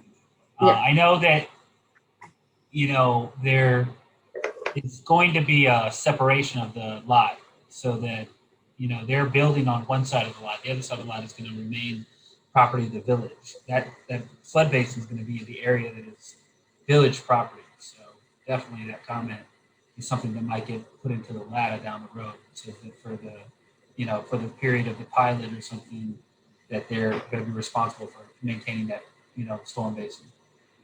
There's going to be some sort of trade-off there. You know what I mean? So. Okay, so does that mean that the area that the Greenway extension will be outside of their actual development? They build it. Technically, yeah. Not even technically, yeah, actually. So the Greenway is going to be their property, and I believe that as it's proposed right now, the kill is going to remain our property. So the Greenway is our property, kill is our property, and then the Greenway is going to end and connect to this linear part, which will be their property, but will be publicly accessible. So it'll be open to anybody in the public, fully accessible to anyone in the public. We'll control the kill, and we'll control the area sort of east of that line of demarcation that the village ultimately agrees on. So the calculate again, that's part of why the question about the calculations of going from 3.4 to 3.1 is an interesting one because it's affecting it as a site as a whole right now, but the site will be subdivided after all the approvals are done and the building is constructed. So Will there be another opportunity to see the site in person if we wanted to? Because I know back in October was when they had the initial showing the plans and inviting the public in to see it. Can we do something like that again? All of you can go to the site if you want to on your own, and if you'd like as a board to set up a site visit, then we can do that as well. Just shoot me an email and let me know when you want to do that, and we can do it during the week, or we can do it, if really PP, we can do it on like a Saturday or something like that, and maybe do it in concert with some of the other boards. But if any of you individually want to get access to the site to sort of go there, one or two of you want to go there during the week, we can work that out with DPW to give you the ability to get access to the site. Jaime, this is a dumb question, but I always always ask my dumb questions. Isn't this in the water buffer? Isn't this in this development in the wetland buffer? Why is this development why are we allowing this development that close to a water course? Yeah, so the wetlands code doesn't prevent construction in a wetlands buffer. The wetlands ordinance won't allow you to essentially build it in the wetland proper. It will allow you to build it in the wetlands buffer, and that's why the mitigation plan is in place for a one-to-one, mitigation plan, a one-to-one replacement essentially. So not replacing the wetland per se, but essentially mitigating as much area as you're disturbing within the buffer. So that's why when you talk about building the building over there, you can sort of take that footprint and say, okay, we'll apply it to the other side. We're going to clean all the invasive species out of that area, but we're also going to do these other things, and, so on and so forth. So there's a lot to that. That's why the mitigation plan is based off of that calculation, and it's based off of, the buffer. And so you can't build in a wetland. But you can build in a buffer, but it's harder, it's costlier, it's more difficult. One of the things they're doing right now is they're doing a brownfield thing. I mean, that's a not insignificant thing. So what Con Ed wanted to do, I think, Erica, you remember, you did a lot of research, I think, on the plan. They just wanted to inject concrete, essentially, to prevent it from moving, which and just monitor it for the next 100 years. So by putting in a basement, they're going to excavate all that dirt out. They're going to remove it and take it off site. That's, in large part where that heavy, coal tar and everything else is that's in the ground. So, that brownfield cleanup, which includes that and other things, is going to go a long way to sort of creating a better condition for the creek, which is adjacent to it. So in that sense, you're adding a building, you are going to have to deal with the runoff. They're going to clean the runoff now, which is currently going over dirty soil. It was percolating into the soil, which you do want more impervious surface, but at the same time, it's percolating into contaminated soil. So it's a challenge, right? There's a lot of different factors, and so that's why they have to be, come and answer them essentially. Right. Jaime, I keep thinking about one thing that Rich said was that there's the culvert on the western end of the property where Water Street is. There's a culvert, and he said basically when there's a storm event, that culvert is so small that it doesn't allow the water to go back up to where their site is, which seems like kind of a haphazard approach to, water, whatever, I forget what the term is, but when the water creeps up. So think about it like a bathtub, right? So you have a bathtub. If you have a bathtub, you ever filled up your bathtub, it goes up to the drain. It's got the drain hole, and essentially, you can fill the water above the drain hole, but it's still going to keep leaking out that drain over here. So the water can keep rising on the side of what's essentially a bridge. He's calling it a culvert. It's most people think of it as Water Street. Water Street is a bridge or a culvert essentially underneath that bridge. And so the water hits the culvert and it doesn't really push the water in too far on the side. It slows it down. So that's from, if you're dealing with storm surges and things like that. Those are things that need to be concerned with. I think their approach to dealing with that. And again, it's important to understand that they need to explain this stuff. So if they didn't do a good job of explaining it, then you really need to ask them to explain it again. But that's why the building is being raised, right? So the building itself is going to be, I think, in the front, in the retail, 13 feet above sea level. The second part is going to be 15 feet, so that's the lobby. And then the third part, which is the community space, is going to be 17 feet. So it is assuming that the flood sort of, the area of the flood does get higher because there's water rushing down at the same time that theoretically water could be coming in from the ocean or from the Hudson River, right? So it does know that it needs to sort of scale up. But it, by the time it reaches the DPW site building, it's going to be at the lowest level, 13 feet on the ground floor level. There's going to be a garage underneath, but I mean, I'm not speaking for this group, but speaking from our experience with the comp plan process, a lot of what they told us was that, you have kind of a couple of different choices. You can do what they've done, and I think they might have been Buchanan, where they just said, we're not going to do anything with the water anymore. Right? It's underwater, like on a regular basis. It floods, once a month, so we can't build over there anymore. And you can do what they've done in other places, like we did here at Harbor Square. We'd say you can put a garage on the bottom floor, right? Because the garage is there, so in case it does flood, the water will pass through the garage. But where people live, they're not going to be affected by that. That is that's the practice that most people are approaching it. So you don't want to put people where they're going to live anywhere near where that flood could potentially happen in 60 years, 80 years. I guess my question is that current culvert at Water Street, is that undersized? And if so, will it get replaced at any point in the future to be larger? And if so, will we see more inundation creeping further up to that site? Because currently they're basically relying on what appears to me to be an undersized culvert to bottleneck storm surges from getting onto their site. But if that culvert is too old and is modernized and then can accommodate higher flows in the future. My understanding is that culvert is our culvert. it's owned by, the village. We control it, we clean it. We don't have control over the one that is on the side of the train tracks. That's an MTA culvert. So there's two essentially in that area. And that is a good question, one that I don't have the answer to. It's really a question better directed to DPW. So maybe something you want to add as a comment to the planning board to consider. The future of that culvert and, discussions with DPW. I just can't answer. It's a very good question, Eric. I don't know. But I think I was thinking the same thing that you just said there. But I think they were saying that more as an explanation as to what the FEMA flood maps were. And it was unclear to me if they've done any model. It didn't sound like they had modeled the flooding themselves. So they're relying on. No, I think they have. Yeah, I think they have started it.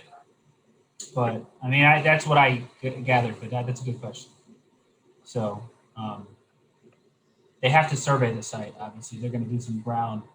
They're going to do some site work to level out the area. So part of why that flood looks like that in the back is because of the FEMA models. However they figured out how high the area is, determined that was a little bit lower there. So maybe that's a question for them. Can you just clarify, Jaime, really quickly, what is the relationship that the village has with these folks? What are we getting? Okay, yeah, that's a good question. So the process started actually before I got here. I think it's actually precedes the current village manager, but the board of trustees decided that they wanted to do an RFP for that area. They wanted to focus on putting in affordable housing for that site. So they put out an RFP sometime in 2019. I believe the RFP was completed by this current village manager. They got solicited and got several responses. And sometime in 2020, they decided that they wanted to move forward with Bill Balter because their plan was most in line with the desires. The RFP was pretty prescriptive. It said a couple of things. It wanted to have affordable housing there. It said it wanted to have an extension of the Greenway there. And some other items that had, want to consider things like an elevator at Main Street and a couple of other pieces. So, the village owns the property, but because it is an affordable housing project, it's funded by, different streams. So there's going to be funding from HCR, Homes and Community Renewal for tax credit program. There's going to be funding from Westchester County. Not sure which one, but one of their various different funding categories. And then it's going to need a pilot, right, which is a payment of taxes to help just bring down the cost of taxes to make the project viable. And the rest of the money is covered by the developer for the development. What the village is getting back right now is going to be determined by the board of trustees. You do have a board member here, so if you want to ask her, she could probably tell you more. I don't know how much I'm able to say, but at this point, all of the meetings that we've had, all of the public meetings that we've had, are kind of the broad strokes of what the developer is going to provide. So, the linear park is one of them. The extension of Sinking Kill is one of them. The extra floor of parking is one of them. The community space is one of them. And then there are other pieces I think that are being discussed right now. And I'll let Dana sort of. Someone's a trustee? There she is. Yes, Dana. They were asking, the village, what is the village getting? I'll look at myself for 2 hours. I was expecting for you to have those like glasses from Homer Simpson with the eyes bulb painted on them. Well, I don't know what I can tell you. I mean, where this process is now we are finalizing the term sheet. The term sheet is, what gives the details about who's going to do what and who's going to maintain what. And we're supposed to have a meeting, I think, Thursday to go through it. And then once that's done, they can go to the next stage. I mean, it's a very long, drawn out process. But I don't know. What was the question? I don't know. Yeah, Erica, do you want to ask it again? I was just wondering, with the Ginsburg project, we got a park, we got the downtown redevelopment funding. What benefit does the village get from leasing this property to these folks or any folks? Well, we get the extension of the greenway. We get a basically unusable piece of land turned into a, it's not unusable, but I mean, pretty badly toxic. Mm-hmm. Turned into a tax creating, entity. Mhm. It is, there is a community space for the schools. There'll be retail. The park in that area will be accessible to the public.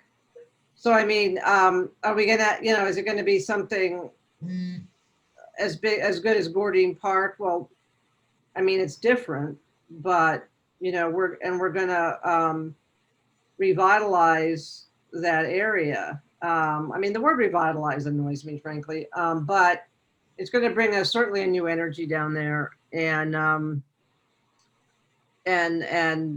put that space to decent use, and it's affordable housing. And frankly, Wilder Balter, they're building similar projects in Jerrytown and Peekskill, and so what we're also getting is a really quality builder. We have a lot of builders in Ossining that aren't so quality, but they're big, and they do they kind of specialize in this type of construction. I certainly the village would not be able to afford to remediate that for like a community garden or something. We don't have millions of dollars for something that won't give back. It won't produce any sort of taxes. I mean, apartment buildings do produce some tax revenue, but I think we're getting some good stuff in return. I mean, the Downtown Development Fund, frankly, has been just kind of sitting there. That's a whole separate, conversation. Yeah. But I think we're going to get a really green building, and a well-built building, and a building for people who need it, affordable housing. And we're going to get a very cool, I mean, when that walkway is continued down, it is kind of like our High Line, I mean, the walkway is already so cool. Mm-hmm. To continue it all the way down to Water Street, it's just going to extend the coolness. And it's going to be something we're going to really be known for. Mm-hmm. It's not something, and it was requested, it was required as part of the project. Right. We just wouldn't be able to do it otherwise. So, I think it's a pretty good solution for what's a kind of a troublesome piece of land. Mm-hmm. I think it's pretty nice looking. Parking garages are never nice looking, but they're kind of a, necessary evil these days. I mean, Mm-hmm. get started on parking. And you can't exactly put it underground in that location either. You Not a can't. great idea.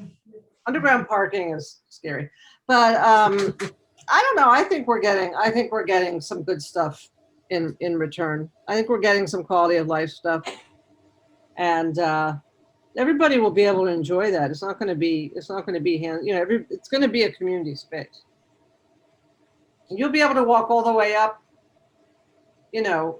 Hopefully we'll be able to have access to Main Street that's a little bit better, so that people can walk up there without going all the way around and walking up the hill and stuff. Mm-hmm. That's a separate thing. That's a tough one. But I think it's a good project. I'm excited about it. I hope to still be in office when we break ground.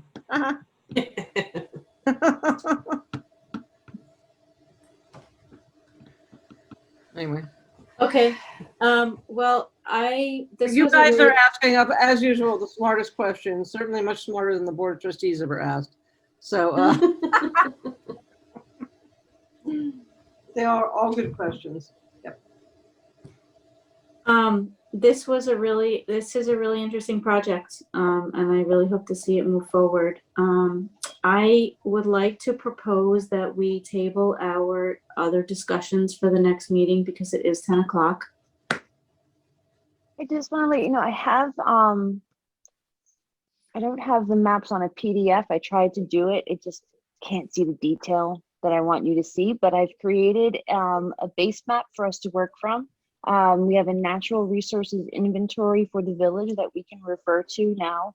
And we have an open space that's up to date, because we got that in 2019, the one sitting on my wall that was given to us by the previous village planner. And that was like a preliminary study. So we have a new file. I also found stuff for the sewage system, for the municipal drainage pipes, that if it's something that could be of use, I started a file for that. So if it's something that you want to look at between now and the next meeting, I am happy to set aside time. I can meet up with anyone. We can go through it and thoughts, and you can take a look, see what you think. Yeah, so I reached out to Lori Ensinger from the Westchester Land Trust just to let her know that, since she met with us in July of 2019, we've, moved ahead with some of the, things that she suggested we do in order to organize our approach to, acquire or somehow, increase or retain some open space in the village. And she got back to me and said, let me know when you want to meet. So maybe we should have like a side conversation, Kate and Jaime and myself, and then we could meet. She suggested we have a Zoom, so maybe we can have like a separate side Zoom with them, just to talk about next steps. If anybody else wants to be included in that, of course, you're always welcome to. But this has sort of been Kate's pet project, and Jaime being the village planner, those are the big brains. Frankly, I'm really not adding much to the discussion anyway, but I would love to be there either way, because it's something, open space means a lot to this board. So let's take that conversation to the sideline maybe, and let these great people go to bed. Okay. I don't have anything else to add, but this was a really great meeting tonight. I thank everybody for showing up.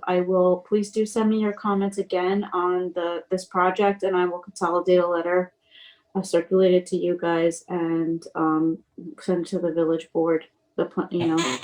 Keep in mind, it would be very helpful to have a letter within the next couple of weeks that we can not just give to the board, but really to give to the developer. They're coming back in September. Yeah. So a lot of these comments that you've mentioned, if you could sort of integrate write a them. letter that's basically, for the developer to consider to revise his plan, and also to the board to consider to revise any sort of deal that's being worked out, especially as it pertains to like maintenance of the stormwater capture area and things like that. That way, if we get it within the next 2 weeks, that'd be super useful. That'll give the board and the applicant about 6 weeks to put something together before everybody comes back in September. If you guys wouldn't mind getting me your comments by Friday, that's my day off from my other job, so I will work on that Friday. Okay. Will do. Great. Indeed. Will do. Thanks, Erica. Thank you so much, guys. This was great. Have a good night. Good night. And I'll email you guys about setting up the meeting for the Awesome. Resources, natural resources. Yeah. And we can do it in person if you want to do it in person, or you can do it in Zoom if you want to do it in Zoom. Well, with Lori Ensinger, I don't know, we'll see what she says. But yeah, we could be in person. Yeah. Yeah. All right. Have a good night, everyone. Bye. Good night. Good night, everybody.